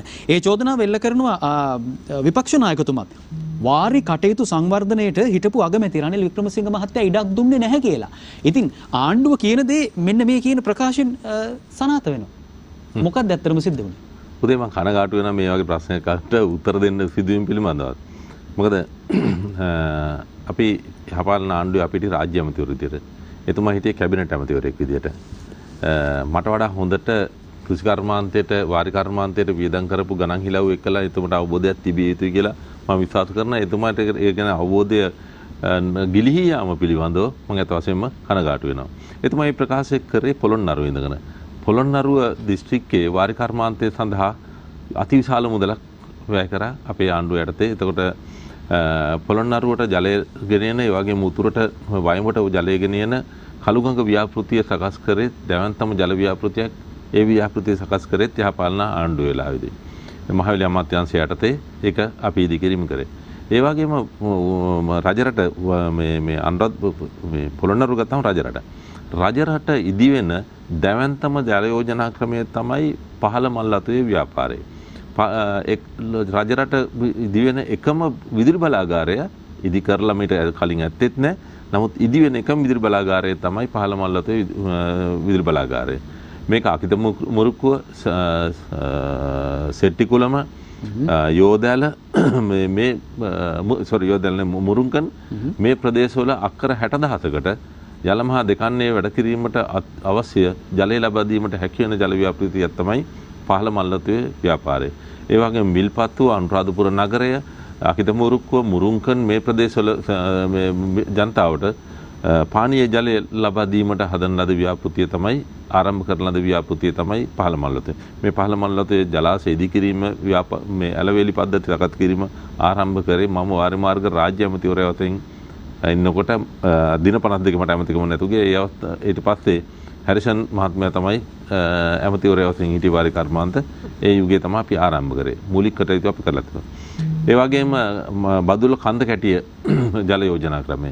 ඒ වගේම මට අහම්බෙන් එනකොට මට හිතුණා මේ පොතක් තිබුණා මම අරන් ආවා ඒකේ කොළ කැලේ කිව්වේ මේ පුත්තරන් දිස්ත්‍රික්කයේ ආනමඩුවේ අපි ඇති කරන ලද සෙංගල්ල ව්‍යාපාරයේ ආරච්චි කට්ටුව ප්‍රදේශයට ජලය ගෙන යාම සඳහා අවුරුදු 41ක් තිස්සේ මුල් ගල තියපු එකක් දැදුරේ හරස් කරලා මේ ජලාශය හරි ගස්සලා කරලා අපි මේ තියෙන්නේ සෙංගල්ල ව්‍යාපාරයේ දර්ශන මේ ආරච්චි කට්ටුවට වතුර ගෙනියීමට අක්කර 16000ක් සංවර්ධනය කරන්න මේ ජල කඳ ගෙනියන්න හරිගසම.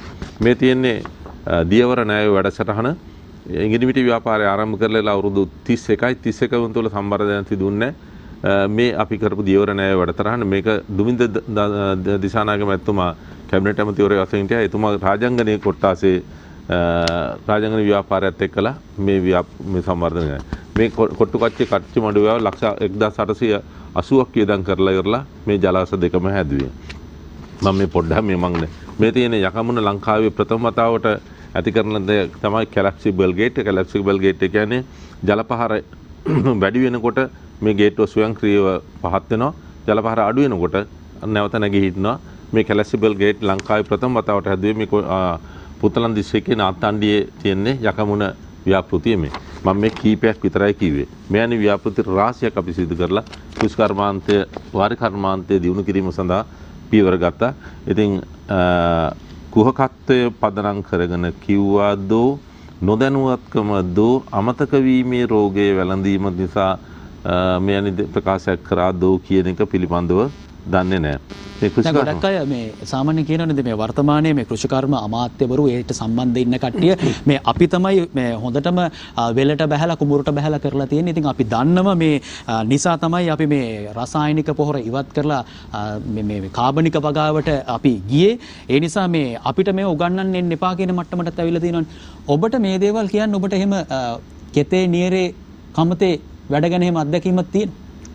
උදේ මරණකම්ම මිනිස්සුන් ඉගෙන ගන්න දේ තමයි තියෙන්නේ. මරණ මොහොත වෙනකොටත් ඉගෙන ගන්න දේවල් තියෙනවා. මම පාසල් යන අවදියේ ඉඳලම අපි අපේ කුඹුර වල වැඩ කටයුතු කරා. අපේ එළවලු කොට වල වැඩ කරා. අපේ කෙසෙල් කොට වල වැඩ කටයුතු කරා. අපි අපේ දෙමාපියන්ට අපි උදව් වෙලා තියෙනවා. මගේ පියා ගම්මුලා දැනිවරෙක්. කෙසේ නමුත් අපි කෘෂිකර්මාන්තය සිදු කරා. අපිට හරක් දෙන්නෙකුට විය බැඳලා ඉවරලා යකඩ නගුල හරි ලී නගුල හරි අමුණලා අරගෙන ඉවරලා කුඹුර හාන්න අපිට පුළුවන්කම තියෙනවා. මට අපිට පෙන්වන්න පුළුවන් මගේ ගැලරියේ මේක අවස්ථාව මම ඔය කවුරුහරි කතන්දර අභියෝග කරන කෙනෙක් ඉන්නවා නම් පුළුවන් නම් ඒගොල්ලන්ට එන්න කියන්න හරක් බානකට විය බැඳලා මේ අරගෙන ඉවරලා හාලා පෙන්වන්න කියලා මෙන්න මේ විදිහට පුළුවන් නම් පෙන්වන්න කියන්නේ. අපේ කැමරා ශිල්පීන් සමීප දර්ශන ලබා දෙයි මොකද මේ ක්ෂණිකව අපිට ලැබෙන තොරතුරක් හින්දා මම හිතන්නේ ඔවුන් ඒ දර්ශනයන් ලබා දෙයි. ඒක මේ පිටුපස ඔබ මේ රටේ ඉන්න තියෙන දේශපාලන පක්ෂවල එක මහලේකම්වරයෙකුට පුළුවන් නම් කුඹුරට බෑලා හරක් දෙන්නේ බැඳලා අරගෙන ඉවරලා නගුල කරා මේ විදිහට හාල් පෙන්නන්න කියන්නේ. ඉතින් අපිට මේ සබ්ජෙක්ට් එක පිළිබඳ මේ විෂය පිළිබඳ අපේ අවබෝධයක් තියෙනවා. මේක නෙමෙයි වෙන කෘෂිකර්ම කටයුතු හරි වෙනත් කටයුතු හරි ඒක පිළිබඳ අපිට පෞද්ගලික අවබෝධය තියෙන අපි ඔය කිසියාවෙන් මේ කරලා තියෙන නිසා. ඒ කියන්නේ දැන් හරියටම හාලා තියෙන්නේ ඒ කියන්නේ එක්සත් ජාතික පක්ෂ මහලේකම්තුමා තමයි හරියටම හාලා තියෙන්නේ. නෑ නෑ මම එහෙම කියන්නේ නෑ. මම කියන්නේ කවුරු හරි ඉන්නවනම් කියන්න කියලා කියන්නේ.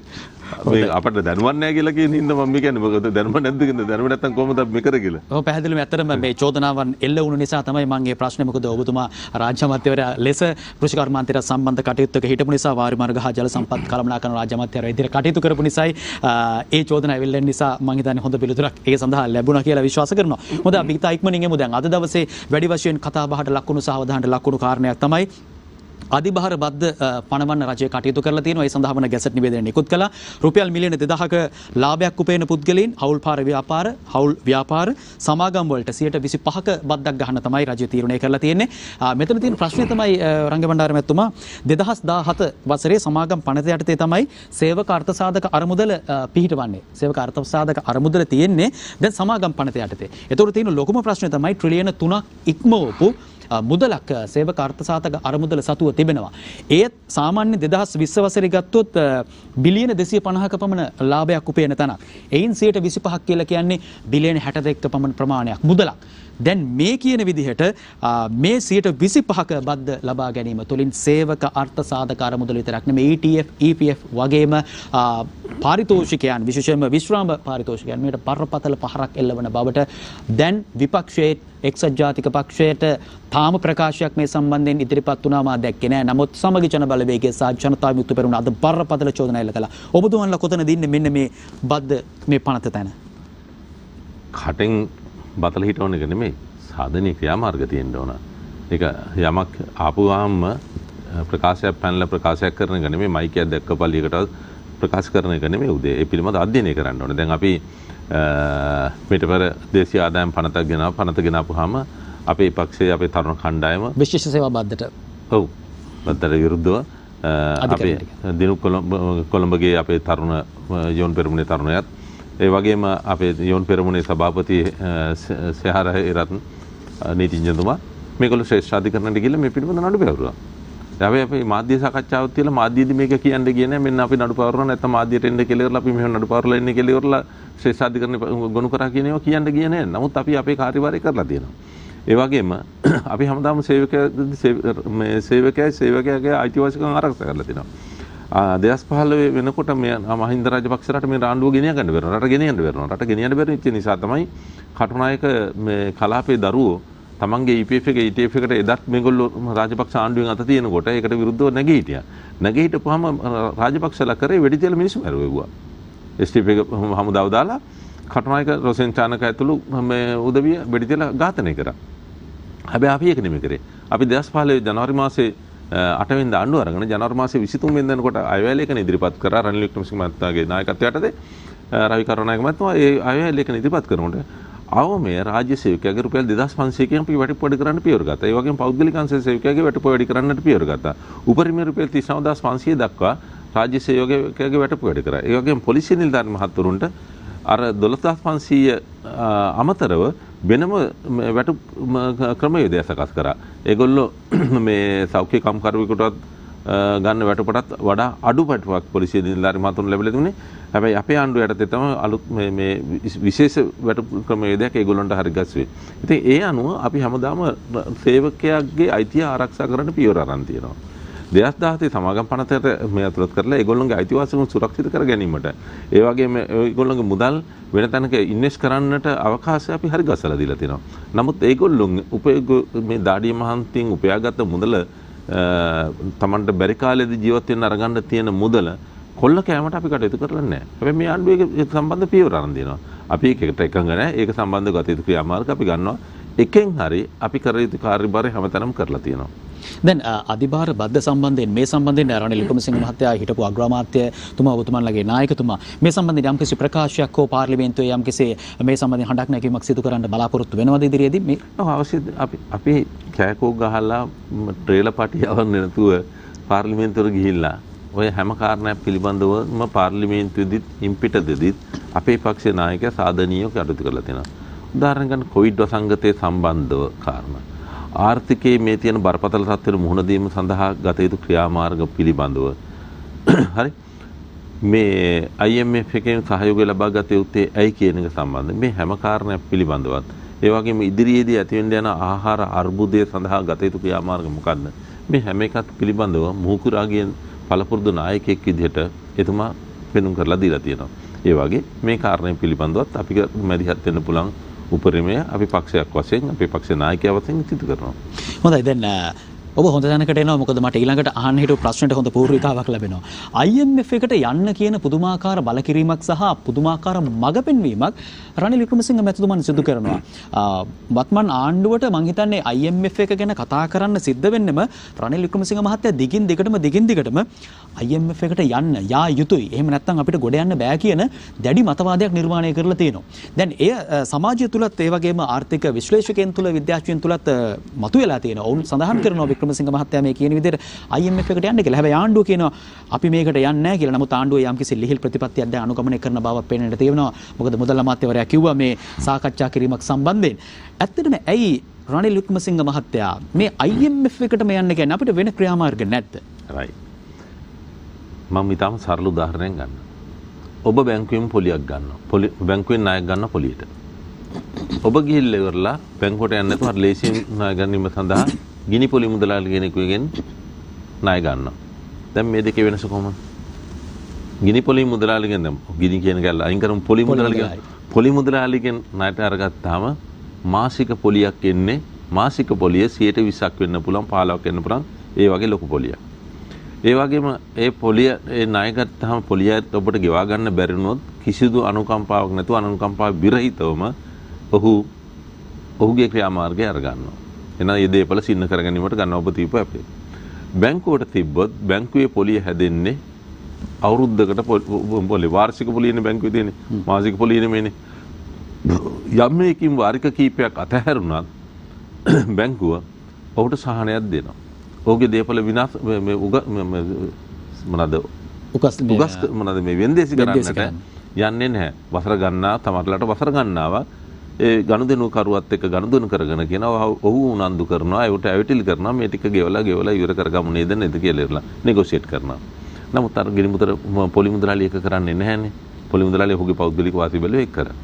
ඉතින් මේ වගේ වැඩක් තමයි IMF එකත් එහෙම නැත්නම් ජාත්‍යන්තර මූල්‍ය අරමුදලත් ඒ වගේම බාහිර තැනත් තිබුණොත් ණය ගැනීම බාහිර වෙනත් රාජ්‍යකින් ණය ගැනීම. දැන් අපි උදාහරණයකට X කියන රාජ්‍ය ණය කරගත්තොත් එහෙම මොකක් හරි කාරණයකට ඒ සමහර රාජ්‍ය වලට ඒ ගත්ත කාරණේ වැඩක් නැහැ. අපි හිතමු වරායක් හදන්න කියලා සල්ලි ගන්නවා. ඒ වරාය හදන්න ගන්න සල්ලි වලින් වරාය හැදුවත් එකයි නැතත් එකයි ඒගොල්ලොන්ගේ ණයයි පොලි වාරිකයයි නියමිත වෙලාවට ගෙවන්නට ඕන. ගෙවුවේ නැත්නම් ඊට පස්සේ බේරුම්කාර මණ්ඩල වලට යන්නේ ප්‍රශ්න රාශියකට මුණ දෙන්න සිදු වෙනවා. හැබැයි IMF එකට ගියාම ඒක නෙමෙයි. IMF එකට යනකොට ඒ ජාත්‍යන්තර මූල්‍ය අරමුදලේ ණය ගන්න නිශ්චිත කාරණේ පෙන්වන්න ඕන. ඒකට ගන්න සේවක ප්‍රමාණය යොදන්නට, ඒකට යොදන අමුද්‍රව්‍ය මොකක්ද කියලා ඒ සැලැස්ම ඉදිරිපත් කරන මේ සියල්ල අධ්‍යයනය කරලා ඒකට අදාළව තමයි මුදල් දෙන්නේ. ඒකට අදාළ මුදල් දෙන්නේ කොටස් වශයෙන් මුදල් ටික දෙන්න ඕන. ඒ වගේම මේක මොනිටර් කරනවා ඒගොල්ලෝ. එහෙම නැත්නම් විගණනයට ලක් වෙනවා. එතකොට ඒ ගත්ත කාරණේ ඉෂ්ට කරන්නට ඕන. හැබැයි අර පොලි මුදල් වෙනත් තැනකින් පොලියට දරගත්තාට පස්සේ ওই ප්‍රශ්න සල්ලියට ගන්නවා. ගේ හදන්න කියලා නයිට් ක්ලබ් ගියත් ඒගොල්ලන්ට වැඩක් නැහැ ණය ගන්න ඕන. ඔතන පුංචි බදා කිරීමක්. ඔතන තියෙනනේ තවත් ප්‍රශ්නයක්. IMF එක තුලත් තියෙනනේ නීතිමාලාවක්. ඔවුන් තුලත් තිබෙනවා යම් යම් කොන්දේසි මාලාවන්. ඒක සමහර තිබෙන කොන්දේසි වලට ඇතැම් විට රටක් විදිහට එකඟ වීමේදී යම් ප්‍රශ්න වලට මුහුණ දෙන්න සිද්ධ වෙනව නේද? දැන් මානව හිමිකම් ප්‍රශ්න ගත්තාම පස්සේ ඊට පස්සේ රාජ්‍ය සේවකයන් නඩත්තු කිරීම සම්බන්ධයෙන් වන රාජ්‍ය සේවා වියදම් සම්බන්ධයෙන් පෞද්ගලික අංශයේ වතුර බිල, ලයිට් බිල ඉඳලා ගත්තාම ඉන්ධන මිල ඉඳලා ගත්තාම මේවා වල මිල තීරණය කිරීමක් සම්බන්ධයෙන් බරපතල කොන්දේසි වුණ ඉදිරිපත් කරනව නේද? හොඳයි. කොයි මුදලාලිගෙන් මේ ණයට ගන්න ගියත් කොන්දේසි වෙනවා. බැංකුවෙන් ගන්න ගියත් වෙනවා. වෙන පිට රටින් ගන්න ගියත් වෙනවා. පොලි මුදලාලින් ගන්න ගියත් කොන්දේසි වෙනවා. එතකොට ඒ කොන්දේසි අපි දැනගන්න ඕන අපිට ඕන තැනට නෙගෝෂিয়েට් කරගන්න. මම ඔබට උදාහරණයක් කියන්නම්. මම දේශපාලනයට ඇවිල්ලා නැහැ. නමුත් ඉතිහාසය බලනකොට රණසිංහ ප්‍රේමදාස මහත්තයා ජනාධිපතිවරයා වශයෙන් ජනසවි මල්ලක් දුන්නා. රුපියල් 2500ක සහන මල්ලක්, බඩු මල්ලක් දෙන්න කටයුතු කරා දරිද්‍රවල. දැන් එතකොට ඒ බඩු මල්ල ලබා දෙන්න කටයුතු කරනකොට ඒ වෙලේ ජාත්‍යන්තර අරමුදල මේකට විරුද්ධ වුණා. හැබැයි ජාත්‍යන්තර අරමුදල විරුද්ධ වුණා කියලා ඉවරලා මේක නතර වුණේ නැහැ. ඊට පස්සේ මොකද කරන්නේ? එවකට හිටපු ඥානාන්විත දේශපාලඥයෝ ජාත්‍යන්තර මූල්‍ය අරමුදලට ගිහිල්ලා කරුණු කිව්වා. කරුණු කිව්වම නැත් පෙන්නලා දුන්නා. අපි ඇඟලුම් කර්මාන්ත ශාලා මෙච්චර ප්‍රමාණයක් යොදවු කරනවා. රටේ විරැකියාව නැති කිරීම සඳහා මේ පියවරක් ගන්නවා. එතකොට ඒ තරුණ උදවියගේ ආර්ථික මේ සෞඛ්‍ය තත්ත්වයේ යහපත් තත්ත්වයේ තියාගන්නට අවශ්‍ය වෙනවා.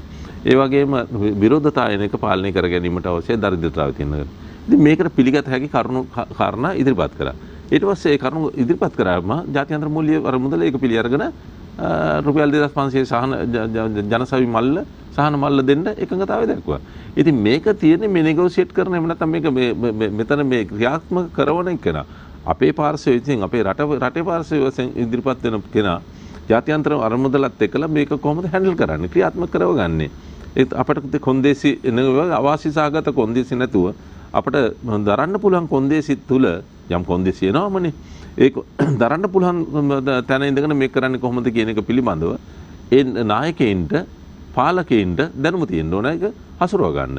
ඉතින් ඒකට හසුරව ගැනීමට දුර්වල නම් අන්න ඔබ කියපු භයානක තත්ත්වයටයි. සේවක කප්පාදු කරන්නට වෙයි, වැටුප් කප්පාදු කරන්නට වෙයි, සහන කප්පාදු කරන්නට වෙයි, නොමිලේ බෙහෙත් බෑ කියයි, නොමිලේ අධ්‍යාපනය බෑ කියයි. ඒ වගේ විවිධාන්දමේ කොන්දේසි එන්නට පුළුවන්.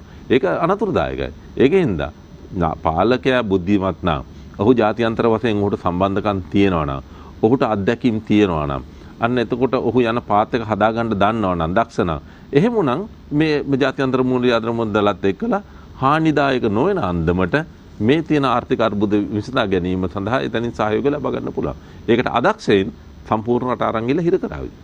හැබැයි යහපාලන ආණ්ඩු සමයේදී මේකට බරපතලම චෝදනාවක් එල්ල වෙන්නේ රට පාවා දීම සඳහා වන ගිවිසුම් වලට පවා එකඟත්වයක් පළ කරන්න සිද්ධ වුණා කියන කාරණේදී තමයි වර්තමාන රජය කියන්නේ කලින් හිටපු විපක්ෂය චෝදනා කරන්නේ. ඒ කියන්නේ රට පාවා දීමේ කොන්දේසි වලට පවා යන්නට සිද්ධ වුණා කියන එක මංගල සමරවීර මහත්තයාට මේ IMF එක සඳහා අසංකිරීමේද කියන එක. ඒක පිළිගන්න පුළුවන්.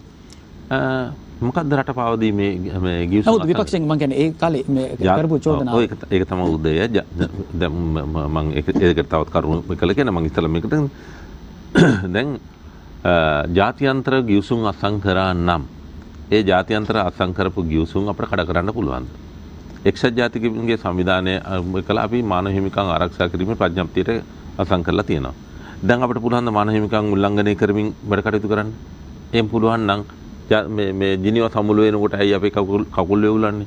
ඇයි ත්‍රස්තවාදී වැළැක්වීම පනත මේ යටතේ අත්අඩංගුවට අරගෙන ඉන්න උදවිය නිදහස් කරලා ඉවරලා මේ මෙච්චර ප්‍රමාණයක් අපි නිදහස් කරා අප දුන්නා කියලා ඉවරලා මේ ස්ටේට්මන්ට් ඉෂුව කරන්න යන්නේ. ඒ ඔක්කොම ජාතිය අතන UN එක මේ එක්සත් ජාතීන්ගේ සංවිධානයේ රැස්වීම ඉලක්ක කරගෙන හුඟක් දේවල් ඔය කරන්නේ. එතකොට ඒ වගේ අපි එකඟතාව වලට ගිවිසුම් වලට ගිහිල්ලා තියෙනවා ජාත්‍යන්තර ගිවිසුම් වලට ගිහිල්ලා තියෙනවා අපිට ජාත්‍යන්තර ගිවිසුම් කරන්නට පුළුවන් කමක් නැහැ. එහෙම වුණොත් ආබිට්‍රේෂන් එහෙම නැත්නම් බේරුම්කාර මණ්ඩල වලට අපිට යන්නට වෙවි. දැන් අර හෙජින් ගිවිසුම හොඳම උදාහරණ. හෙජින් ගිවිසුමේ අසං කරා අන්තිමට මොකද උනේ? බේරුම්කාර මණ්ඩලයට ගියාට පස්සේ අපිට ඩොලර් මිලියන කීයක් ගෙවන්නට සිද්ධ වුණාද? ඉතින් ඒ වගේ අපි ඒක වයලේට් කරත් අපි උල්ලංඝනය කරොත් එහෙම ඊට පස්සේ ජාත්‍යන්තර අධිකරණ වල මේ ප්‍රශ්න එන්නේ. එතකොට අපිටකට මුණ දෙන්න සිද්ධ වෙනවා. එහෙනම් දැන් මට තපර දෙන්න. දැන් මංගල සමරවීර මහත්තයා මුදල් ඇමතිවරයා වූ කාල පරිච්ඡේදය හෝ කුකුමන කාල පරිච්ඡේදය හෝ රටට මින කරන ගිවිසුම් අත්සන් කරලා තිබුණා නම් මේගොල්ලෝ අවලංගු කරපු එක ගිවිසුමක් මට කියන්න. එක ගිවිසුමක් කියන්න. එක ගිවිසුමක් නැත්නම් ගිවිසුමක තියෙන කොන්දේසියක් අවලංගු කරපු එක කියන්නේ. එකම ගිවිසුමක්වත් අවලංගු කරන්නේ නැහැ. මේක හරියට කැලණි ගැඟ දෙබෑ කරගෙන ගොහා ගෝතාවකුත් එක්කලා අර නයි පැටියෙක් මේ ධාතුන් වහන්සේලා අරකුණ උඩට මතුවෙලා ප්ලාස්ටික් බෝතලේ ඇතුළට ගිහිල්ලා ඒක පලා ගන්න බැරුව ඉන්න නයි පැටියගේ කතන්දරේ වගේ වැඩ කතාවක්නේ උදේ මේ රටේ ජනතාව අපි මේ ගුණාට අන්දනවනේ. ඒ ගුණාට ඇන්දීම මිත්‍යාව විශ්වාස කරන සමාජයනේ. දැන් මම දැක්කා ඊ පෙරේදත් මේ පහේ ශිෂ්‍යත්ව විභාගයේ තියෙන ඔන්න මේ හෙටද කොහොද කියලා ඒක අපේ එක දේශපාලඥයෙක් ඝනදේවි පින්තූරයක් මොකද පෑනකොයි පිරිත් නූලකොයි එර ගන්නවා. හත් දෙයියනේ දැන් මේකකින් මේක විශ්වාස කරන්න පුළුවන් කතාවද කියන්නේ? මම මේක ආගම විශ්වාස කරන්නේ නැති දෙයියෝ විශ්වාස කරන්නේ නැති මිනිහෙක් කියලා කියනවා. නේද? අපි ආගම කෙරේ විශ්වාසයක් තියෙනවා. දෙවි දේවතාවුන් වහන්සේලා 33 කෝටියක් ඉන්නවා කියලා ඉරලා ඉතින් අපි ඒක පිළිගන්නවා. හැබැයි මිත්‍යා විශ්වාස පිළිගන්න බෑනේ. දැන් පිරිත් කරපු නූල් පොටක් බඳලා පෑනක් දුන්නාම ගණදේවි පූජාව තිබ්බා කියලා ඉවරලා ඒක අරගෙන ගිහිල්ලා මේ දරුවා පාඩම් කරන්නේ නැතුව ඉගෙන ගන්න නැතුව ඉන්න දරුවෙකුට සිස්සතර ලියන්න බලන්න. නමුත් මේ මෝඩකම පිළිගන්න දෙමව්පියෝ තමන්ගේ දරුපැට වුණත් අරගෙන ගිහිල්ලා ඉවරලා වැඳගෙන ඉන්නවනේ අර පෑන අරගෙන. සියත ප්‍රවෘත්ති තුළින් අපි මේ පිළිබඳ අනාවරණයක් කළා ඊයේ දවසේදී. ඉතින් එවැනි මිත්‍යාව විශ්වාස කරන මිත්‍යාව පස්සේ විද්‍යාව වැතකට දාලා මිත්‍යාව පස්සේ යන සමාජයක ඉතින් මේ අර වගේ මුලා කරන MCC ගියුම්සුම කියලා ඉවරලා රට බෙදන මේක රට වීසා අරගෙන ඇමරිකාවට යන්න වෙන්නේ. ඇමරිකාවෙන් වීසා ගන්න වෙන්නේ. එහා පැත්තට යන්න මේ කියපු පට්ට බොරු ඔක්කොම අපේ මේ රටේ ජනතාව ගිල්ලානේ. හොඳයි. එහෙම කියලා බලයට එන ආණ්ඩුව එක කොටසක් එක පැත්තකින් චීනෙට විකුණනකොට තවත් පැත්තක තවත් කොටස් තවත් යම් අපේ සම්පත් ඉන්දියාවට දෙනවා. තවත් පැත්තකින් ඇමරිකාව අරගෙන යන්නට උත්සාහ කරනවා. බොහෝ දේවල් තියෙනවා සාකච්ඡා කරන්න. අපි මේ හැම දෙයක් ගැනම සාකච්ඡා කරමු. විසඳුම් හොයාගෙන යමු. ටර්නින් පොයින්ට් තවත් කෙටි විරාමයක්.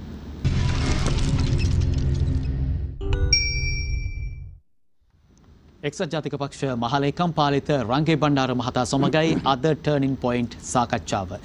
අපි බොහෝ කරුණු කාරණා පිළිබඳව සාකච්ඡා කළා දෙවෙනි විරාමයට පෙර.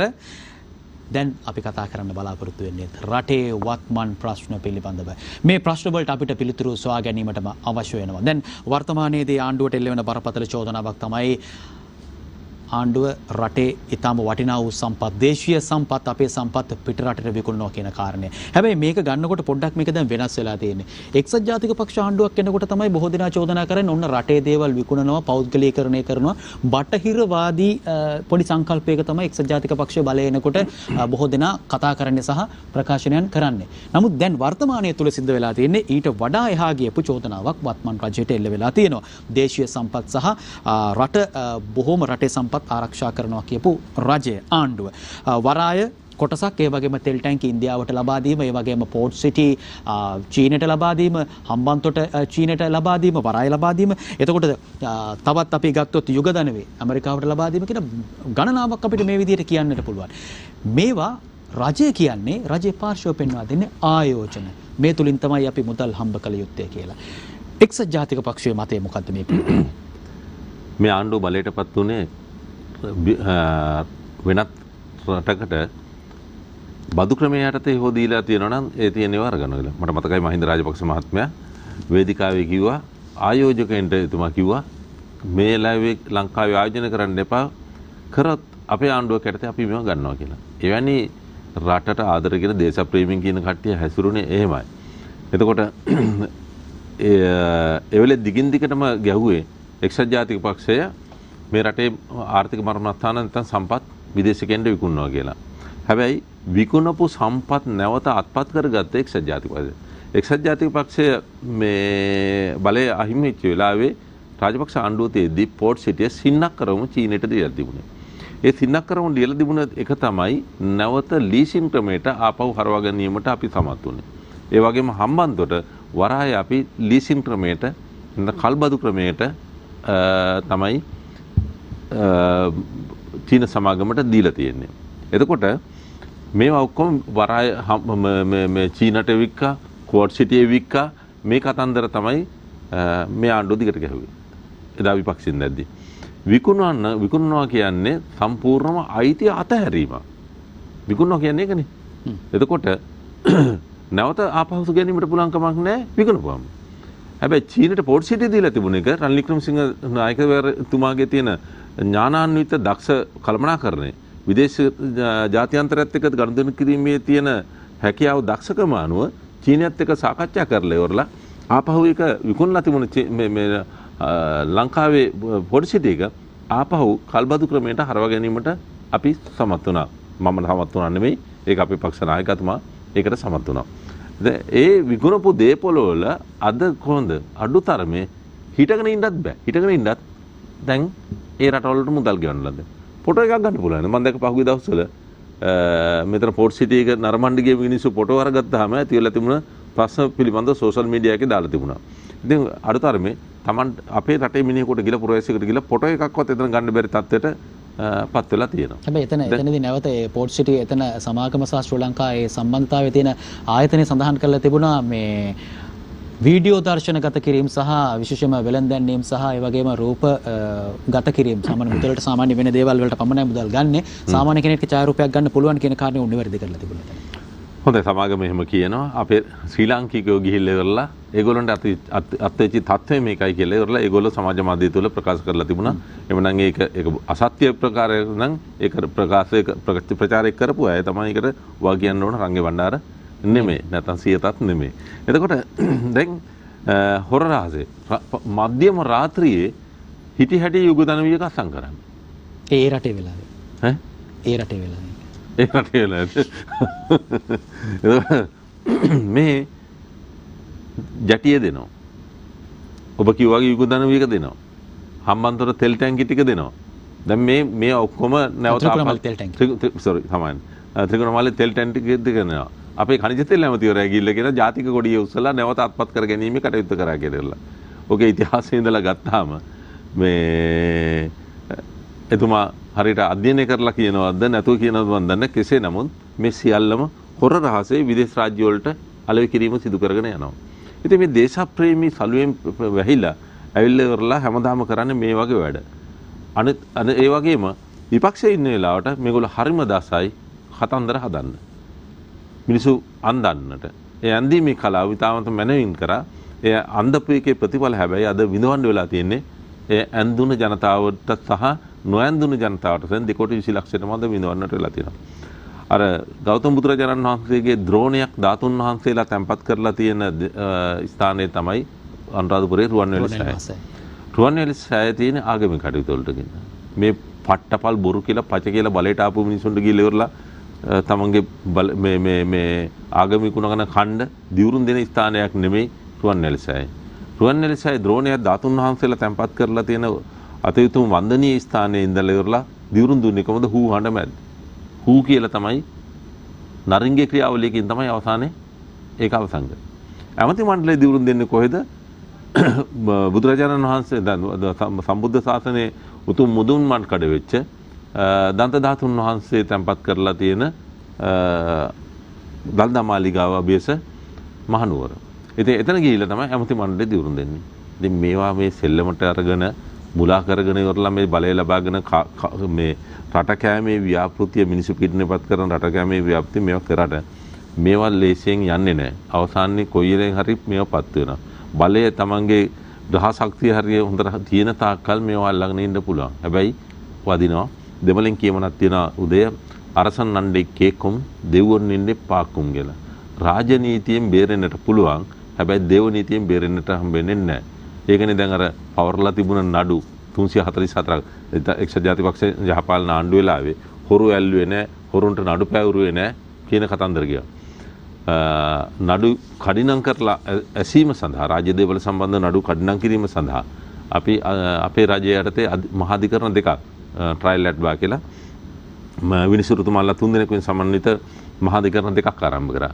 මේ මූල්‍ය වැරදි රාජ්‍ය මූල්‍ය වැරදි විමර්ශනය කිරීම සඳහා FCID එක ඇති කරා. එහෙම කරලා කඩිනම් කරා. ඒ අනුව අධිකරණයට වාර්තා කරපු සිද්ධීන් පමණක් 344ක් තියෙනවා.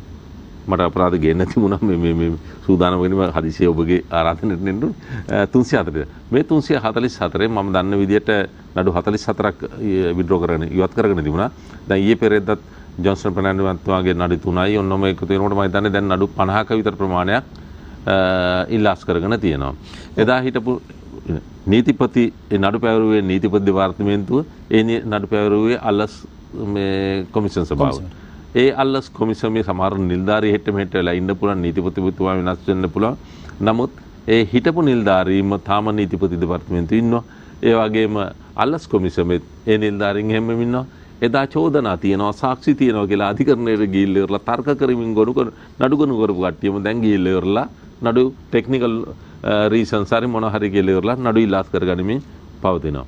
ඉතින් මේ ජනතාව මුලා කරලා ආගම දහම විකුණලා බලයට ඇවිල්ලා ඉවරලා කරගන්න එකම දේ තමයි රාජ්‍ය දේපල විකිණීමත් තමන් කරන ලද සියලු ද්විෂිත ක්‍රියාවල නඩු වලින් නිදොස් කර නිදහස් වීමට කටයුතු කිරීමත් සිදු කරනවා. ඒ හැරෙන්නට ජනතා යහපත යමක් වෙන්නේ නැහැ. අපේ රටේ ජනතාවට මම වැඳලා කියනවා. අනේ ඔය දේශප්‍රේමී කියන જાතියක් පිළිබඳව නම් නැවත විශ්වාසයක් තියන්නට එපා. ඒ වගේම මේ අවිද්‍යාව පිටිපස්සේ මිත්‍යාව පිටිපස්සේ යන්න එපා. අර මාතර අර මේ පෑනයි නූලයි දෙනවා වගේ ඝන දෙයන්ට කියලා ඉවරලා විභාග පාස් කරන්න අම්මලා තාත්තලා සිසත්ත පන්ති අරන් ගිහිල්ලා ඉස්කෝල ළඟ පන්ති ළඟ රැකගෙන ඉඳලා තල්ලි වේදම් කරලා ඔක්කොම කරලා ඉරලා පහේ පන්ති සිසත්තට ළමයා උගන්වන්නේ. ඒ කියන්නේ අම්මලාගේ විභාගය කියලානේ මේක සිසත්තට කියන්නේ. ඒ තරම් කැපකිරීමක් කරපු දරුවව අන්තිම මොහොතේ අර අවිද්‍යාවට නැත්නම් මිත්‍යාවට ගෙනිනවා. අන්න එවැනි මිත්‍යාවට රැවටෙන්න එපා. මිත්‍යා දේශපාලඥයෝ විශ්වාස කරන්න එපා. විශ්වාස කරලා තමයි මේ රට අපිට මේ විනාශයට මුහුණ දෙන්න උනේ. මේකටත් වඩා මුහුණ දෙන්න වෙයි. මේක පිටිපස්සේ තවදුරටත් ගියොත් කරුණා කරලා ඒකෙන් මිදෙන්න. හොඳයි දැන් ඔබතුමා සඳහන් කරන කාරණාත් එක්ක දූෂණ වර්ධන කමිටුව නමින් කමිටුව පිහිටවාගෙන එක්සත් ජාතික පක්ෂය විශේෂයෙන්ම යහපාලන රජයේ සමය තුලදී අර්ලේඛා මන්දිරය තුල පිඹුරුපත් සකස් කරමින් දේශපාලන දඩයමේ යෙදුණු බවට චෝදනා එල්ල කළා. ඒ වගේම තමයි තවත් FCID එක කියලා කියන්නේ දේශපාලන දඩයක් කිරීම සඳහා යොදාගත් ස්ථානයක් බවට චෝදනා එල්ල වුණා. ඇත්තට මේ දූෂණ වර්ධන කමිටුව සහ FCID එක පිළිබඳව දැන් මේ කතා කරන නිසා එල්ල වුණු චෝදනා තිබුණේ ඔබතුමන්ලා සත්භාවයෙන් යුතුව මේ කරනවායි කියලා කිව්වට මේ කණ්ඩායම් පත් කරයි කියලා කිව්වට චෝදනා වෙල්ල වෙන්නේ දේශපාලන දඩයම සඳහා මේ පත් කරා කියන කාරණා. කුමන පුද්ගලයාද Tamanට චෝදනා වෙල්ල කරපුවම ඌ ඇත්ත මට ඉදිරිපත් කරලා තියෙන චෝදනාව හරි කියලා කියන්නේ. අධිකරණයට ගිහිල්ලා කීයෙන් කී දෙනාද Taman වරදක් කරා කියලා බාර අරගෙන මේ පෙනී හිටින්නේ. හැමදේනම කියන්නේ නෑ මම නිර්දෝෂිත. අර කිතුල් ගහට නැග මිනිහා තනකොළ කපන්න ගියා කියලා කිව්වේ. ඉතින් මේ වගේ Taman නිර්දෝෂී බව Taman කියන්නේ. FCID එක ඇති කරපු එක පොලිස්පතිවරයාට තියෙන බලතල. පොලිස් ආඥාපනත අනුව පොලිස්පතිවරයාට බලය තියෙනවා මේ විවිධ ඒකක පිහිටවීමට. ඒ අනුව මේ FCID එක රාජ්‍ය මූල්‍ය සම්බන්ධව සිදුවලා තියෙන අපරාධ සම්බන්ධ විභාග කිරීම සඳහා පොලිස්පතිවරයාට පොලිස් ආඥාපනයෙන් ලැබෙලා තිබෙනා වූ බලතල අනුව තමයි මට මතක විදිහට වගන්ති 126 හෝ 126 මට වගන්ති යටතේ වෙන්න ඕන පොලිස් ආඥාපනතේ පොලිස්පතිවරයාට ඒ බලය තියෙනවා. ඒ බලය අනුව මේ අපරාධ ගොන්නක් තියෙනවා. මේ අපරාධ ගොන්න විභාග කරන්න දැන් හවුලේ පොලිස් ස්ථානයක විධාන්ත තියෙනවානේ. දැන් ඒ වගේ එකම කණ්ඩායම මේ අපරාධ රාශියක් පිළිබඳව එහෙන් ට්‍රැෆික් ඇක්සිඩන්ට් විභාග කරන්නයි අරෙන් ට්‍රැෆික් කේසස් කරන්නයි අරෙන් මද්ද්‍රව්‍ය වටලීම් කරන්නයි මේ සුළු පැමිණිලි විභාග කරන්නයි මේ බරපතල අපරාධ විභාග කරන්නයි මේ ඔක්කොම එක කැඳහැලියකින් හවුලෙමික කරන්න මේක කරන්න බෑ. ඒ නිසා තමයි යම් නිශ්චිත කණ්ඩායමක් නිශ්චිත අපරාධ සම්බන්ධ විමර්ශන කිරීම සඳහා පොලිස්පතිවරයා විසින් වෙන මේකක හැදුවේ. ඒ එකකේ තුලින් එතකොට ඒගොල්ලන්ට තියෙන ඒ කාර්යභාරය විතරයි. එතකොට මේක කඩිනමින් නිවැරදිව මේ විමර්ශනය කරන්න පුළුවන්. මොකද මේක ජාතික වශයෙන් පවන්නේ ජාත්‍යන්තර වශයෙන්. උදයන්ග යුරතුංග ගිල්ලෙටියේ යුක්‍රේන. එතකොට දැන් මේක ජාත්‍යන්තර වශයෙන් උත් මේ විමර්ශන සිදු කරන්නට දෙනවා. හැබැයි ඒකින්ද නිශ්චිත කණ්ඩායමක ඒක පොලිස්පති බලතල යනවා ඒකට කළා. හැබැයි දැන් ඊළඟට ඉන්න දැන් ආණ්ඩුවපත් උනේ මොනවා කියලා ප්‍රතිපත්ති ප්‍රකාශනය අපේ ප්‍රතිපත්ති ප්‍රකාශනය ඇදී මේ සිදු කරලා තියෙන මේ මූල්‍ය අපරාධ සහ වෙනත් දේවල් සම්බන්ධව නිසි විමර්ශනය කරනවා. ඒතර ඒක ආණ්ඩුව ඒක සඳහා තමයි ජනවරම ලැබුණේ. එතකොට ජනවරම ලැබුණ ආණ්ඩුව ඒක නොකර හරින්නට බෑනේ. ඒක කරන්න ඕන. එතකොට අරලියගහ මන්දිරය කියන්නේ කාගේවත් බූදලයක් නෙමෙයි. తాවකාලිකව ඒ අවස්ථාවේ ඉන්න රටේ පාලකයා අගමැතිවරයාට ඉන්න තියෙන තැන දුහි කාර්යාලය තැන. එතකොට ඒ කාර්යාලයේදී මේ කරුණු විභාග වුණාද නැද්ද කියලා සොයලා බලන එක වැරද්දක්ද? එහෙමනම් අර ප්‍රතිපත්ති ප්‍රකාශනයෙන් ජනතාවට පොරොන්දු දෙන්න ඕනේ නැහැ. දුන්න පොරොන්දු ඉෂ්ට කිරීම සඳහා කටයුතු කළ යුතුමයි. හැබැයි මේ කොච්චර පරීක්ෂණ කණ්ඩායම් පිහිටෙව්වත් කොතරම් ආකාරයකට ඔබතුමන්ලා මේ පිළිබඳව සොයා බලන කමිටුපත් කළත් FCID පිහිටෙව්වත් මේ සිද්ධ වෙලා තියෙන්නේ නඩු පැවරීම කෙනෙක්ට නිකන් අර කෝට් අරගෙන පොඩ්ඩක් පෙන්නන ඕන අපි ගහන්න හදන්නේ. හැබැයි ගහන්නේ නැහැ. මේ සිද්ධ වුණේ වැරදිකාරින්ට පැහැදිලි ලෙස දඬුවම් ලබා දීම සඳහා වන ක්‍රියාදාමයක්ද එහෙම නැතිනම් යම්කිසි විදිහකට විරුද්ධවාදී දේශපාලන පක්ෂ හෝ කණ්ඩායම් වෙන්න පුළුවන් ඔවුන්ව පාලනය කිරීමේ උත්සාහයක් නෑ. කෝට් අරන් කවුරුත් බය කරන්න පොඩි ළමයි බය කරන්න වැඩක් නෙමෙයි නේ උදේ මෙතන කරන්නේ. මේවා බොහොම සංකීර්ණ විමර්ශන. මේ කසුප්පු පැකට් එකක් අතේ තියාගෙන ගංජා පැකට් එකක් අතේ තියාගෙන ඉන්න කෙනෙක්වත් අරංගොඩ අරගෙනකොට කෝච්චන් රෙඩ් හෑන්ඩඩ් බඩුත් එක්කලම අත්අරංගොඩ ගන්නවා. වරද කරනකොටම නැත්තම් අත්අරංගොඩ ගන්නවා. එතකොට මේ නඩුව මෙවැනි සිද්ධියක් අධිකරණයේදී ඔප්පු කිරීම පහසු කාර්යයක්. නමුත් මේවා එහෙම කාර්ය නෙමෙයි. මේවට ඩොකියුමන්ටරි ලිපි ද්‍රව්‍ය ඉන්ක්වයරි වෙනත් පර්යේෂණ විමර්ශන ඒ වගේම අත්අකුරු මේ ඇඟිලි සලකුණු මේ ආදී වශයෙන් පර්යේෂණාත්මක සාක්ෂි මේවා රාශියක් එකතු කරන්න ඕන. අනිත් එක මේ අපරාධ කාලාන්තරයක් තිස්සේ කරපු අපරාධ. මේක මේ හොට් මේ උණුණුවේ කරපු අපරාධ නෙමෙයි. උණුණුවේ අපරාධ කරපු ඒවා නම් ඉක්මනින් විසඳන්නට පුළුවන්. නමුත් මේ වසර ගානක් තිස්සේ බලේ ඉන්න කාල පරිච්ඡේදයේ කරපු දේවල්. දැන් සිල් රෙදි එක ගත්තාම බලන්න.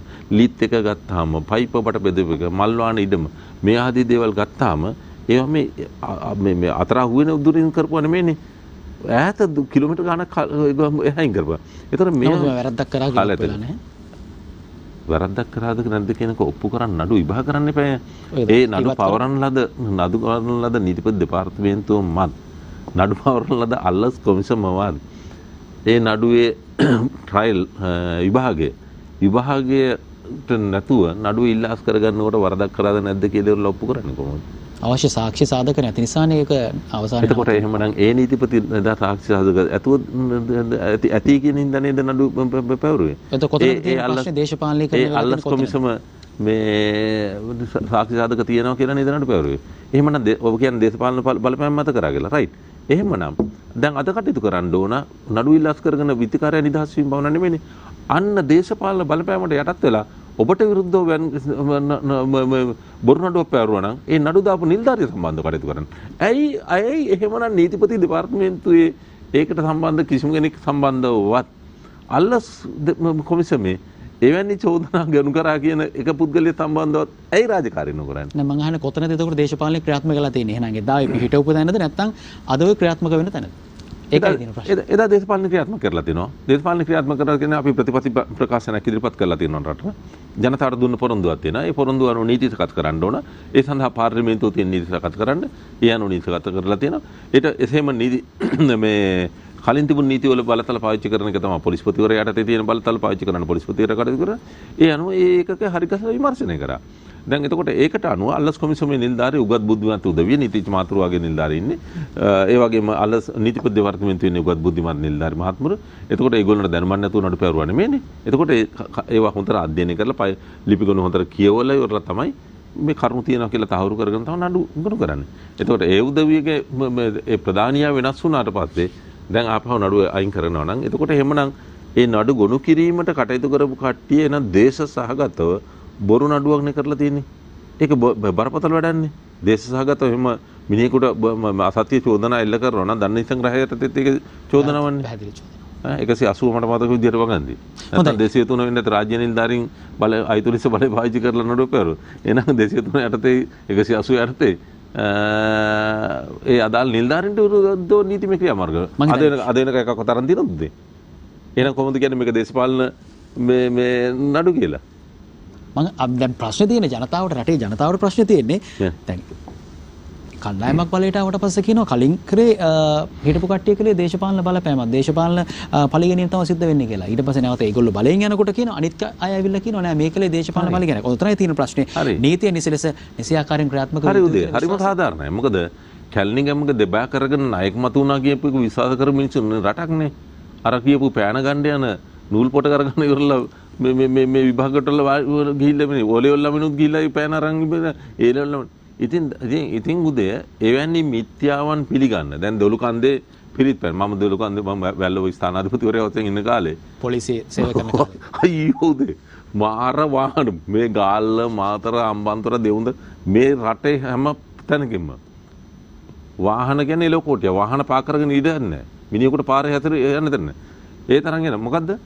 දොළුකන්දෙන් පිරිත් පැන් ගන්න කියලා. බුදුගුණ අනන්තයි කියලා අර හිටපු හාමුදුරුවෝ මේක අන්තිමට දොළුකන්දේ තියෙන පොකුණම පිරිත් කරලා දැන් කට්ටියට කියන පොකුණෙන් වතුර අරන් යන්න කියලා. ඉතින් එහෙම මිනිස්සු අර ගිරිල්ලද කිරින්දද මේ නිකරටියේ මේ අර බෝගහක මොකද රූපයක් තියෙනවා කියලා මොන වතර ගන්න සීනි 500යි තේකොළ පැකට් එකයි ඔන්න මොන දරගෙන ගිහිල්ලා ඉවරලා ඉතින් ඒවා විශ්වාස කරන රටක අපි මේ ජීවත් වෙන්නේ ඔබ මේ මගෙන් ප්‍රශ්න අහන්නේ මේ ගැන. එදා එහෙම වෙද්දි අද මුට්ටිත් ගඟට දානවා. ඒ වගේ කාල සීමාවක් තමයි මම හිතන්නේ අපේ මිත්‍යාව පස්සේ කතාව මේ විද්‍යාවත් 100ක් නෙමෙයි විද්‍යාවෙත් පිළිගත යුතු කරුණු කාරණා තියෙනවා. නමුත් මිත්‍යාව පස්සේ යාම කොතරම් ජීවිතවලට රටකට බලපානවද කියන කාරණේ යම් මේ සාධනීය වූ අපිට අස්පනා අපිට පේන්න තියෙන කාරණාත් එක්ක අපිට ඔප්පු කරන්න පුළුවන්. හොඳයි. අපිට ඉතා ඉක්මනින් කෙටි විරාමයකට යන්න සිද්ධ වෙනවා. ඒ විරාමයෙන් අනතුරු අපි අවසාන භාගයට එනවා අපේ වැඩසටහනේ. ඉතා ඉක්මනින් යනවා කෙටි විරාමයට. ඉතා ඉක්මනින් නැවත හමු වෙන්න.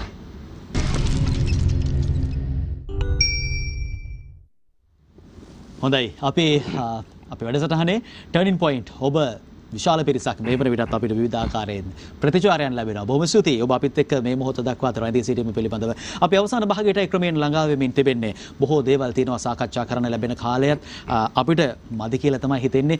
රාත්‍රී 12 වෙනකන් තියෙන කාලයත්. මොකද එච්චරට ප්‍රශ්න තියෙන නිසා. හොඳයි. ඉක්මනින් යමු. යහපාලන ආණ්ඩුවට එක්සත් ජාතික පක්ෂයට එල්ල වෙන චෝදනාවන් අතර ප්‍රමුඛ තැනක් ගන්නවා මේ පාස්කු ප්‍රහාරය. පාස්කු ප්‍රහාරය සම්බන්ධයෙන් කියවෙනකොට යහපාලන ආණ්ඩු සමය තමයි මේ සිද්ධිය සිද්ධ වෙන්නේ. නමුත් මේ පරීක්ෂණ වාර්තාවල කොමිෂන් වාර්තාවල එක්සත් ජාතික පාක්ෂිකයින්ගේ නම් සඳහන් වෙන ආකාරයක් එක්සත් ජාතික පක්ෂ ප්‍රබලයින්ගේ නම් සඳහන් වෙන ආකාරයක් අපිට දකින්න ලැබුණේ නැහැ. නමුත් යහපාලන ආණ්ඩු සමය තමයි මේ ප්‍රහාරය එල්ල වෙන්නේ. එතනින් චෝදනාවක් එල්ල වෙනවා වත්මන් කණ්ඩායම් බලයට පත් වෙන්නට මේ යොදාගත්ත බවට. නමුත් එය එතෙන්න චෝදනාව එල්ල වෙන්න කලින් ඔබතුමන්ලගේ කාලේනේ මේක එල්ල වෙන්නේ. ඇත්තටම මේක නවත්තා ගන්න හැකියාවක් තිබුණේ නැද්ද? කඹ ඇද්දිදලද මේකට ප්‍රශ්නයක් වුණේ? මොකද්ද මේ ගැටලුව? ඔව් ඇත්තටම මේක නවත්තන්න තිබුණා. නවත්තන්න කටයුතු කර යුතු වෙන්නේ මේ වගකීම බලධරයා මේක කරේ නැහැ. බලධරයා මග ඇරලා ගියා. රටවල් දෙක සංචාරයකට ගියා. මැලේසියාවයි සිංගප්පූරුවයි සිද්ධිය වාර්තා වුණාම කඩිනමෙන් ලංකාවට ආවේ නැහැ. කිව්වේ මේ ෆ්ලයිට්ස් වල සීට් තිබුණේ නැහැ කියලා. නමුත් පාර්ලිමේන්තු තේරීම් කර පාර්ලිමේන්තු කමිටුව මේ පිළිබඳව පත් කරා.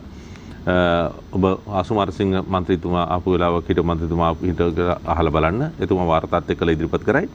ඒ වෙනකොටත් සිංගප්පූරුවේ ඉඳන් ලංකාවට එන්න ආපු ගුවන් යානයක සීට් 6ක් තිබිලා තිනවා. ඒතර මේ හිතාමතාම මේ කටයුත්ත සිදුවෙන්නට ඇරලා මගහැරලා හිටියා කියන එක හේතු ගන්නෙනවා. හිටපු මේකට වගකීම් ආරක්ෂක ඇමතිවරයා. ඒතර ආරක්ෂක ඇමතිවරයා වශයෙන් හිටියේ මෛත්‍රීපාල සිරිසේන මහත්තයා. පොලිසිය භාරව පොලිසිය අමාත්‍යාංශයත් ආරක්ෂක අමාත්‍යාංශය සියල්ල ඔහු යටතේ තියාගෙන හිටියේ. පොලිසිය අමාත්‍යාංශය වෙනම තිබුණේ සාගල් රත්න මොකද රංජිත් මද්දුමණ්ඩාර අමාත්‍යවරයාට. නමුත් ඒක පවරගත්තා දින 52 ගේම් එකෙන් පස්සේ පවරගෙන ඉවරලා ඒක මෛත්‍රීපාල සිරිසේන හිටපු ජනාධිපතිවරයා බාරේ තියාගත්තා. නියෝජ්‍ය අමාත්‍යවරයා නමුත් හිටියා නේද නලින් බණ්ඩ? රාජ්‍ය අමාත්‍යවරයෙක් හිටියේ කවුද නෑ රුවන් විජේවර්ධන මහත්මයා රාජ්‍ය අමාත්‍යවරයා හිටියේ. ආරක්ෂක කවුන්සිල් රැස්වීමට අගමැතිවරයාත් ඒ වගේම ආරක්ෂක රාජ්‍ය අමාත්‍යවරයා සහභාගී කරගත යුතුයි. නමුත් මෛත්‍රීපාල සිරිසේන ආරක්ෂක අමාත්‍යවරයා වශයෙන් ආරක්ෂක කවුන්සිල් රැස්වීමට හිටපු අග්‍රාමාත්‍ය රනිල් වික්‍රමසිංහ මැතිතුමාවත් රුවන් විජේවර්ධන මැතිතුමාවත් සම්බන්ධ කරගත්තේ නැහැ. ඒ නිසා තමයි අර ඔබ කියපු කොමිෂන් සභාව හරි පරීක්ෂණ කණ්ඩායම් වල වාර්තාවලදී එක්සත් ජාතික පක්ෂයේ නියෝජිතයින්ට ඒකේ බරක් ආවේ නැත්නම් ඒක වගකීම් යුක්ත බවට පත් විය යුතු වෙන ඒගොල්ලන්ට ඒ අවස්ථාවට එන්න දුන්නා නේ. ඒ නිසා මේ තොරතුරු ලැබුණා. නාමල් කුමාර රංගනයක් දැම්මා. විශේෂ විමර්ශනය කරපු මේ නියෝජ්‍ය පොලිස්පතිවරයා අත්අඩංගුවට අරගෙන බන්ධනාගාරගත කරා. මේ සෙල්ලම් ඔක්කොම දාලා ඉවරලා මේ පාස්කු බෝම්බ ප්‍රහාරය සිදු කිරීමට අවශ්‍ය පහසුකම ෆැසිලිටේටර්ස් පහසුකම් සපයන්නෙක් විදියට හිටපු ආරක්ෂක ඇමතිවරයා මේ කටයුතු කරන්නලා තියෙනවා කියන එක ඕනගෙන මේ සිද්ධිය දිහා බලනකොට ගම්මිය වෙනවා. ඒ අනුව බොහොම පැහැදිලිවම ඉන්න උදේ බොහොම පැහැදිලිවම මේ 300 ගණක් ඝාතනයටයි මේ පුද්ගලයන් 500කට වැඩි පිරිසකගේ මේ තුවාලකරුවන් ආබාධිතයන් පවට පත් කිරීම දේපල විනාශ කිරීමට කටයුතු කරපු එකට එවකට හිටපු ආරක්ෂක ඇමතිවරයා වගකීම් යුතුනවා. ඔහුට විරුද්ධව ලංකා දන්නේ ශ්‍රංගායේ 298 වෙනි වගන්තිය යටතේ නඩු පැවරිය යුතු වෙනවා මගේ දැනුම අනුව. මොකද 290ට කියන්නේ සාවද්‍ය මනුස්ස ඝාතනය, 296 කියන්නේ මිනිමෙරුම, එහෙම නැත්නම් මනුස්ස ඝාතනය. මනුස්ස ඝාතනයේට චේතනාව සහ ක්‍රියාව දෙකම තියෙන්න ඕන. දැන් සාවද්‍ය මනුස්ස ඝාතනයේදී චේතනාව මරණ චේතන නැති වුණත් ඒ ක්‍රියාවලිය තුළින් ඔහුගේ නොසලකිලිම පැහැර හැරීම ඒ නොසලකිලිමත් ක්‍රියාවලිය තුළින් මරණ දැන් රියානතුරක්කදී සාමාන්‍ය නඩු පවරන්නේ 298 වෙනි වගන්තිය යටතේ. මොකද ඔහුගේ නොසලකිලිමත් ක්‍රියාව නිසා තමයි ඒ රියානතුර සිදු වුනේ. ඒක නිසා සාවද්‍ය මනුස්ස ඝාතනයට නඩු පවරන්නේ. ඒ නිසා මේ තනත් මේ 300 හෝ 300 ඒ ආසන්න ගානට ඝාතනය කිරීම සම්බන්ධව හිටපු ජනාධිපති ආරක්ෂක ඇමතිවරයා මේකට වාක් කියන්නට ඕන. ආණ්ඩුවේ ලීගන් ඉන්න හින්දා වෙන්නේ නැති මං හිතන්නේ ෆැසිලිටේටර් හින්දාත් දන්නේ සමහරලාට තාමත් නිදහසේ ඉන්නේ. හැබැයි මේ අධිකරණයේ පවතින කාරණයක් හින්දා මම මේ පිළිබඳව වැඩිදුර කතා කරන්න යන්නේ නැහැ. මොකද ඒ කියන ප්‍රකාශයන් සහ ඒ කියන කරුණු කාරණා එතුමන් සතුව තිබෙන සාක්ෂි සහ සාධක හේතුවෙන් එතුමා සඳහන් කරන කාරණය. නමුත් මේ පිළිබඳව අධිකරණයේ තිබෙන කාරණයක් නිසා අධිකරණයේ මේ කාරණයන්නේ අධිකරණයේ මේ පුද්ගලයා සම්බන්ධව නැහැ නඩුවා.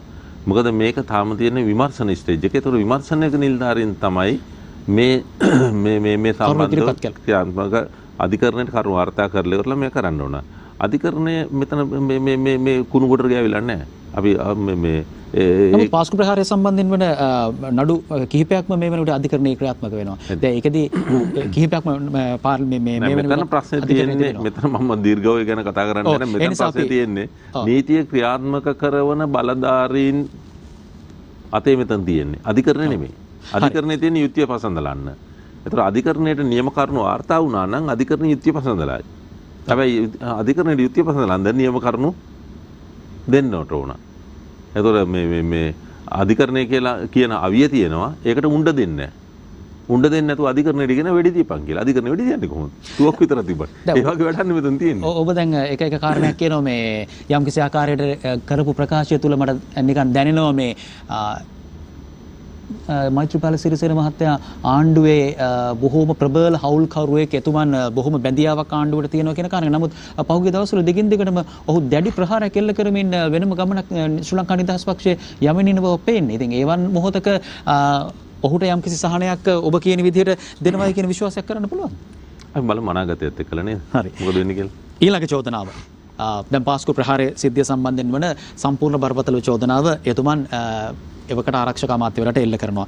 ඒ වගේම තවත් බරපතල චෝදනාවක් එවකට ඔබතුමන්ලාට එල්ල වෙනවා. ඒ තමයි මහ බැංකුව මහ දවල් හොරකම් කරා හොරා කෑවා කියන කාරණේ. මේකෙදි එදා හිටපු ස්ථාවරයේද ඔබ අදත් ඉන්නේ. මේ සම්බන්ධයෙන් මේ නිසා නේද ඇත්තටම යහපාලන ආණ්ඩුවට මහා විශාල කැලලක් ඇති වුණේ. right today. මට එකක් කියනවා දැන් ඔබ කිව්වා කොල්ල කෑම කියලා එකක් කිව්වා මහ බැංකුව සොරකම කියලා. දැන් මේකේ මොකද්ද කරේ සොරකමද? අපි සොරකම කියලා කිව්වේ. රයිට් සොරකම කියන කාරණේ එන්නේ ලංකා දණ්ඩ සංග්‍රහය 367 වෙනි වගන්තිය යටතේ 367 වෙනි වගන්තිය හොරකම විග්‍රහ කරනවා. කරුණු පහක් සම්පූර්ණ වෙන්න ඕන. යම් චංචල දේපලක් යම් තැනැත්තගේ ස්වාමීත්වයේ තියෙන්න ඕන. ඒ තැනැත්තගේ කැමැත්ත නොමැති වෙන්න ඕන. වංක සිතින් වෙන්න ඕන. තිබූ තැනින් ඉවත් කරන්න ඕන. මුදල් කියන එක චංචල දේපලක්. යම් තැනැත්තගේ ස්වාමීත්වය. ඒතර මහ බැංකුව අධිපතිවරයාගේ ස්වාමීත්වය. එතකොට තිබූ තැන වංක සිත තියෙනවා. තිබූ තැනින් ඉවත් කරන්නට ඕන. දැන් මේ යහපාලන ආණ්ඩුව වෙලාවේ මහ බැංකුවේ මුදල් හොරකම සිදු කරා නම් මේ පසුගිය අයවැය ලේඛන ඉදිරිපත් කරනකොට බැසිල් රාජපක්ෂ බිලියන 8.9ක් අයවැය මුදල් පියව ගැනීමට කියලා මහ බැංකුව වැඳුම් කර සිද්ධියේ සල්ලි කෙලවර අරගත්තේ කොහොමද? හරි ඒ සල්ලි ටික සීස් කරන්නේ. එතකොට මගේ උත්තරේ ටිකක් තියෙනවා. එතකොට මේක මාරු හොරු ටිකක් නේ යහපාලන ඉඳලා තියෙන්නේ. බැංකුවේ හල්ලි හොරගම් කරලා බැංකුව ඇතුළෙම කියලා පාට්ට හොරනේ. ඒ මුදල් ටික සීස් කරන්නේ කවුද? ඒ මුදල් ටික ෆ්‍රීස් කරලා තියන්නේ කවුද? ඒ මුදල් ටික ඒ විදිහටම ඒක කවුද කරන්නේ? ඒක ඔබතුමා ඔය චෝදනා එල්ල කරපු හිටපු ජනාධිපති මෛත්‍රීපාල සිරිසේන මහත්තයා නෙවෙයිද? ඒ ෆ්‍රීස් කරන්නේ. මේකද පාර්ලිමේන්තු කමිටුපත් කරේ රනිල් වික්‍රමසිංහ මහත්මයා. රනිල් වික්‍රමසිංහ මහත්මයා තමයි පාර්ලිමේන්තුවට වග කියන්න ඕන. රනිල් වික්‍රමසිංහ මහත්තයා පාර්ලිමේන්තුවේ ප්‍රකාශ කරා. මේක සම්බන්ධ මෙතන මේ අක්‍රමිකතාවය කළා තියෙනවා. නමුත් මෙතන හොරකමක් සිද්ධ වෙලා නැහැ. මේ මුදල් ටික බැංකුවේ සීස් කරලා තියන්න කියලා ඉවරලා නියෝගය දුන්නා. එතකොට ඒක මෛත්‍රීපාල සිරිසේන මහත්තයා කරපු නෑ. එතුමන් මෙහි තිබු මේ ටර්නින් පොයින්ට් වැඩසටහනට පැමිණ මා සමග සිදු කළ සාකච්ඡාවේදී සඳහන් කරපු කාරණයක් තමයි මේ මුදල් ටික අද අයවැයේදී අපිට ගන්නට හැකියාව ලැබිලා තියෙන්නේ. එදා එතුමන් ගත්ත තීරණයක් එක තමයි ෆ්‍රීස් කරන්න පුළුවන් වුන නිසා තමයි මේ දේපල නැතිනම් මේ දේපල පත්තරින්ද දන්නේ ඔක දැක්කේ නේ දීලා පස්සේ දවසේ. එතුමා දන්නේ නැහැ කැබිනට් එකේ වෙච්ච දේ දන්නේ නැහැ ඊට පස්සේ දවසේ පත්තරින්ද දැකලා ඉවරලා ඉල්ල කියන්නේ. මම හිතන්නේ මෛත්‍රීපාල සිරිසේන මහත්තයා ඔක පත්තරේ දකින්න ඇති එහෙම එකක් කියලා ඉතින් පත්තරේ දකපු එකක් වෙන්නත් කියන්නේ. හරි මම හිතන්නේ එතුමා මේ වැඩසටහනේදීම සිදු කළ ප්‍රකාශය නිසාම නෑ උදේ ප්‍රශ්නේ තියෙන්නේ මේකයිද තියෙන්නේ. මේ දැන් ඔබ කියන්නේ ඇත්තටම මේ මහ බැංකුවේ එහෙම වංචාවක් සිද්ධ වුණේ නෑ කියන එකද? කිසිම දෙයක් සිද්ධ වෙලා නෑ. මෙතන වංචාව නෙමෙයි ක්‍රමවේදයේ වැරද්දක් සිද්ධ කරලා තියෙනවා. පැහැදිලි ලෙස. හරිද? හැබැයි මේ මුදල් 7-5ක්වත් එළියට අරගෙන ගිහිල්ලත් නෑ කවුරුවත්. එතකොට මේ සිස්ටම් එකේ වරදක් කරලා තියෙනවා කියන එක රනිල් වික්‍රමසිංහ මැතිතුමා අගමැතිවරයා විදිහට පාර්ලිමේන්තුවේ කියලා තියෙනවා. මේ කිව්වා මේක මම හොඳට මතකයි. මෙතන යම් මේ සිස්ටම් එකේ වරදක් කරලා තියෙනවා. ඒක ප්‍රොසීඩර් එකේ වරදක් තියෙනවා. ප්‍රොසීඩර් අන්න හරියම. ප්‍රොසීඩර් එකේ වරදක් කරලා වරදක් තියෙන පෙළුබලමට පේනවා. ඒ සම්බන්ධව විභාග කළ යුතු වෙන මුදල් ටික මහ බැංකුවේ ඒතකොට බිලියන 8.9ක් මෙච්චර කොහෙද තිබුණේ නා? මහ බැංකුවේ තුනේ තිබුණේ. ඒකනේ අරගත්තේ. ඒතකොට මෙතන ඒකයි මම කියන්නේ මේ අමුතු ಜಾතිය හොරු ಜಾතිය. හරිද? මේ හොරකම් කරලා බඩු ටික ඇතුලේ තියෙනවා. ඒ කියන්නේ රනිල් වික්‍රමසිංහ මහත්තයා රවි කරුණානායක මහත්තයාට නේ දැන් මේ මහ බැංකුව හොරු කිව්වේ. ඒතකොට රවි කරුණානායක මහත්තයාත් මාර හොරෙක් රනිල් වික්‍රමසිංහ මහත්තයා මාර මේ අමුතු ಜಾති හොරු දෙන්නේ. මේ තෙල්ලම් හොරකමක්ද මේක? මේ සල්ලි බිලියන 12 මහ බැංකුව ඇතුලෙන් තියලා යන හොරකම් කරලා. හැබැයි දැන් ඔය සල්ලි ටික අපි අංක විදිහට ගත්තාම ඔය ගාන හරි. හැබැයි ප්‍රශ්නේ තියෙන්නේ ඔය බැඳුම් කර ගනුදෙනුව හරහා සිද්ධ වෙන දැන් මේක උනත් ආර්ථික පාඩමකට අපිට යන්න සිද්ධ වෙනවා. නමුත් මේ බැඳුම් කර වංචාව හරහා සිද්ධ වෙන්නේ දීර්ඝ කාලිනව මේකෙන් උපයන සල්ලි සහ ඒ සම්බන්ධයෙන් විශාල පාඩුවක් සිද්ධ වෙනවනේ.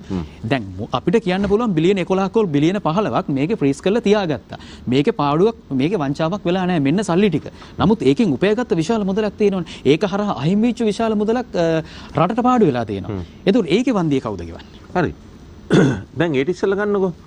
දැන් මේකෙදී මේ වෙන්න ගිය අක්‍රමිකතාව මේ ප්‍රොසීඩර් එකේ කරපු වැරද්ද නිවැරදි කිරීමට යහපාලන ආණ්ඩුව පියවර අරන් තියෙනවා. ඒ අනුව මුදල් ටික මහ බැංකුවේ තියෙනවා.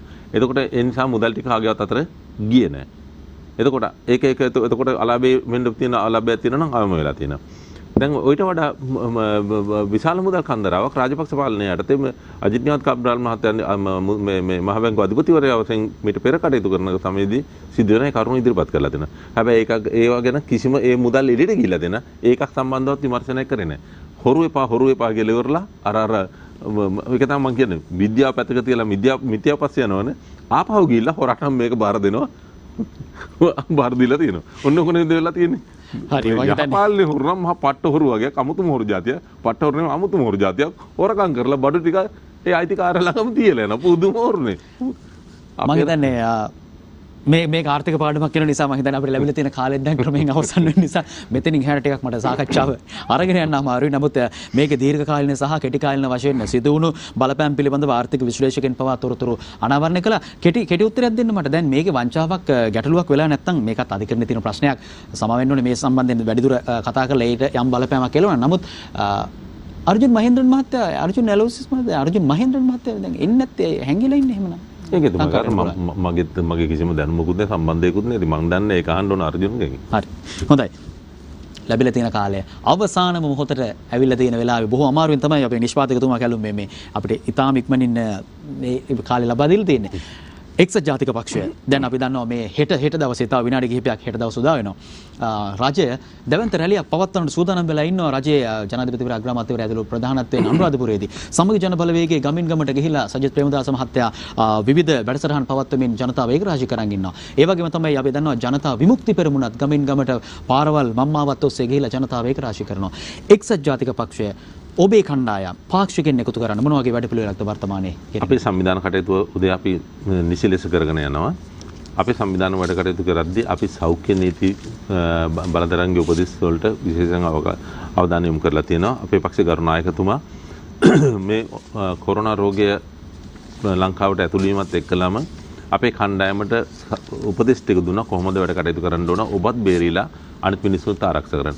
දැන් බලන්න පාර්ලිමේන්තුවේ මම දැක්කා ඩිලාන් පෙරේරා මහත්තයා අවසාන වශයෙන් කොවිඩ් රෝගයේ වැළඳුන මන්ත්‍රීතුමා එනකොට 47 දෙනෙක් දුකද කියලා මට මතක විදිහට ඒ කියන්නේ පාර්ලිමේන්තු මන්ත්‍රීවරු 40 ගණනකට මම දැන් දයසිරි ජයසේකර මහත්තයාලා පටන් ගන්න මේනකොට විශාල පිරිසකට මේක වැළඳිලා තියෙනවා. අනිත් දේශපාලන පක්ෂවලත් මේ තත්ත්වය. එක්සත් ජාතික පක්ෂය දෙයනේ කියලා අපේ සියලුම දෙනාම නිරුපද්‍රිතව තාමත් වැඩ කටයුතු කරගෙන යනවා. අපි අපේ පාක්ෂික ආරක්ෂා කර ගැනීමටත් අපි ආරක්ෂා වීමටත් අපි වරන් තියෙනවා. අපරත් ජනතාව ඒක රාශි කරන්න පුළුවන්. හැබැයි අපි නොකරම හිටියොත් එමේ හිතන්නේ මුකුත් කරගන්න බෑ අපි දුර්වලයි කියලා. අපි කොළඹ නගරයේ මේ දින දෙකක් ඇතුළත ඉතාමත්ම සාර්ථක සංවිධානය කරලා ඉතාමත්ම සාර්ථක අපේ විරෝධතා ව්‍යාපාරය සිදු කරා. අපි ගාල්ල නගරයේ වජිරාභිවර්ධන අපේ සභාපතිතුමා දින දෙකක් වගේ කෙටි කාලයක් ඇතුළත සංවිධානය කරලා සිදු කරා. ඒ වගේ අපේ යම් තැන්වල එවැනි මේ දේශපාලන ක්‍රියාකාරකම් අපි සිදු කරනවා. ඊට අමතරව අපි තරුණ බලකාය ශක්තිමත්ව හදාගෙන යනවා. ඔබ දකින්නවද දන්නේ නැහැ. මේ දවස්වලම කොළඹ අපේ තරුණ කණ්ඩායම කොළඹ ගම්පහ විශේෂයෙන් බස්නාහිර කළුතර පළාත මූලික කරගෙන දැන් කරුණ කණ්ඩායම් එක්කලා දිනපතා හොඳ අතිසාර්ථක වැඩ කටයුතු කරනවා. ඒ වගේම අපේ මේ වෘත්තීය සමිති අංශය අපි දැන් ශක්තිමත් කරන වැඩ කටයුතු කරනවා. මේ ආදි වශයෙන් අපි ජනතාවත් එක්ක වැඩ කටයුතු කරනවා. ඒ වගේම අපි නිදහස් උත්සවය යම් මට්ටම නිදහස් උත්සවයක් අපි සිදු කරා මේ පොතුහැර නගරයේදී අපි ඒක බොහොම කෙටියෙන් සංවිධානය කරපු එකක්. අපේ පොල්ගහල සංවිධායකතුමා සහ විපක්ෂ නායකතුමාත් ඒ වගේම පොතුහැර රිල්වන් අපේ මේ මුස්ලිම් තරුණයා මේ කණ්ඩායම එකතු වෙලා ඉතින් ඒ වගේ දේවල් අපි කරා. හැබැයි අපි කරන වැඩ කටයුතු වලදී අපි ඔවුන්ගේ අපේ ආරක්ෂාව පිළිබඳ සෞඛ්‍ය ආරක්ෂාව පිළිබඳව ප්‍රමුඛතාවය දීලා අපි ගරුනායකතුමා දුන්න උපදෙස් අපි පිළිපදින්මින් වැඩ කටයුතු කරනවා. එහෙම නැතුව ජනයා ඒකරාශී කිරීම. දැන් ආණ්ඩුව මේලා ජනයා ඒකරාශී කරන්නේකට නෙමෙයි යනවා. ආණ්ඩුව විරුද්ධ පක්ෂයට විවේචනය කරනවා, දෝෂාරෝපණය කරනවා, ජනතාව එකතු කරාශී කරනවා, ඔමික්‍රෝන් පැතිරෙනවා කියලා. දැන් ඔමික්‍රෝන් පැතිරීම ඉතාමත්ම වේගෙන් සිදුවෙන එක. රජය කියන ගණන් හිලා වුණා අපිට කිසියම් පිළිගන්නට පුළුවන් කමක් නැහැ. ඊට වඩා වැඩි ප්‍රමාණයක් මොකද ඇන්ටිජන් කරන ප්‍රමාණය ඉතාමත්ම සීමිත ප්‍රමාණයක්.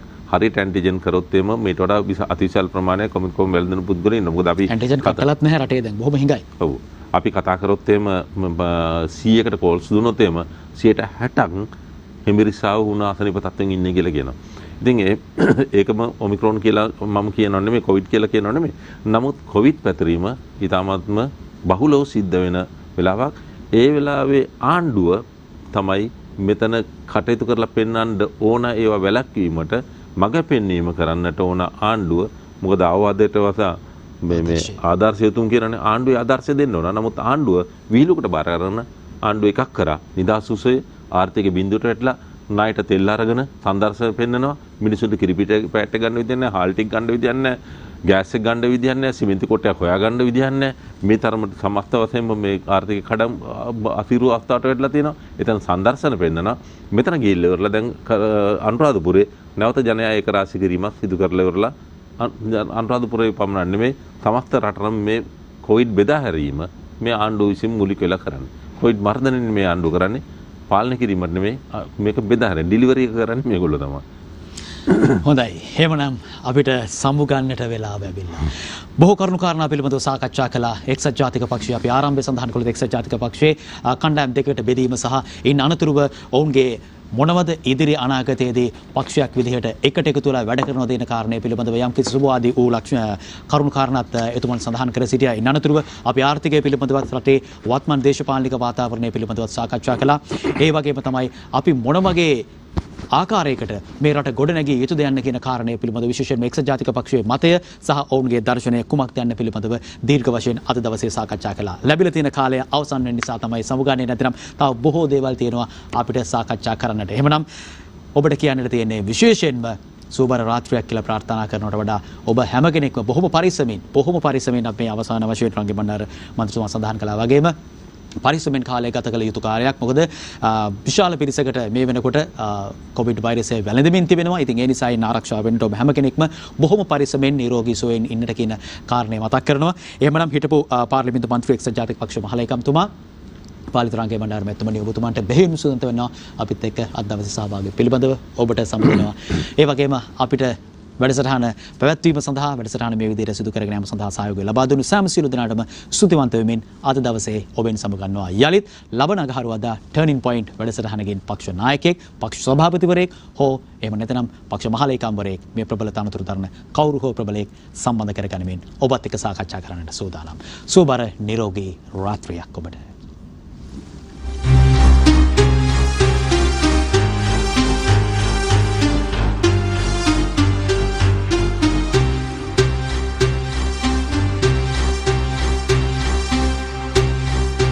දිනපතා අලුත් වීඩියෝ සහ ප්‍රවෘත්ති නැරඹීමට ඉහත බටන් එක ක්ලික් කර සියත TV සබ්ස්ක්‍රයිබ් කරන්න.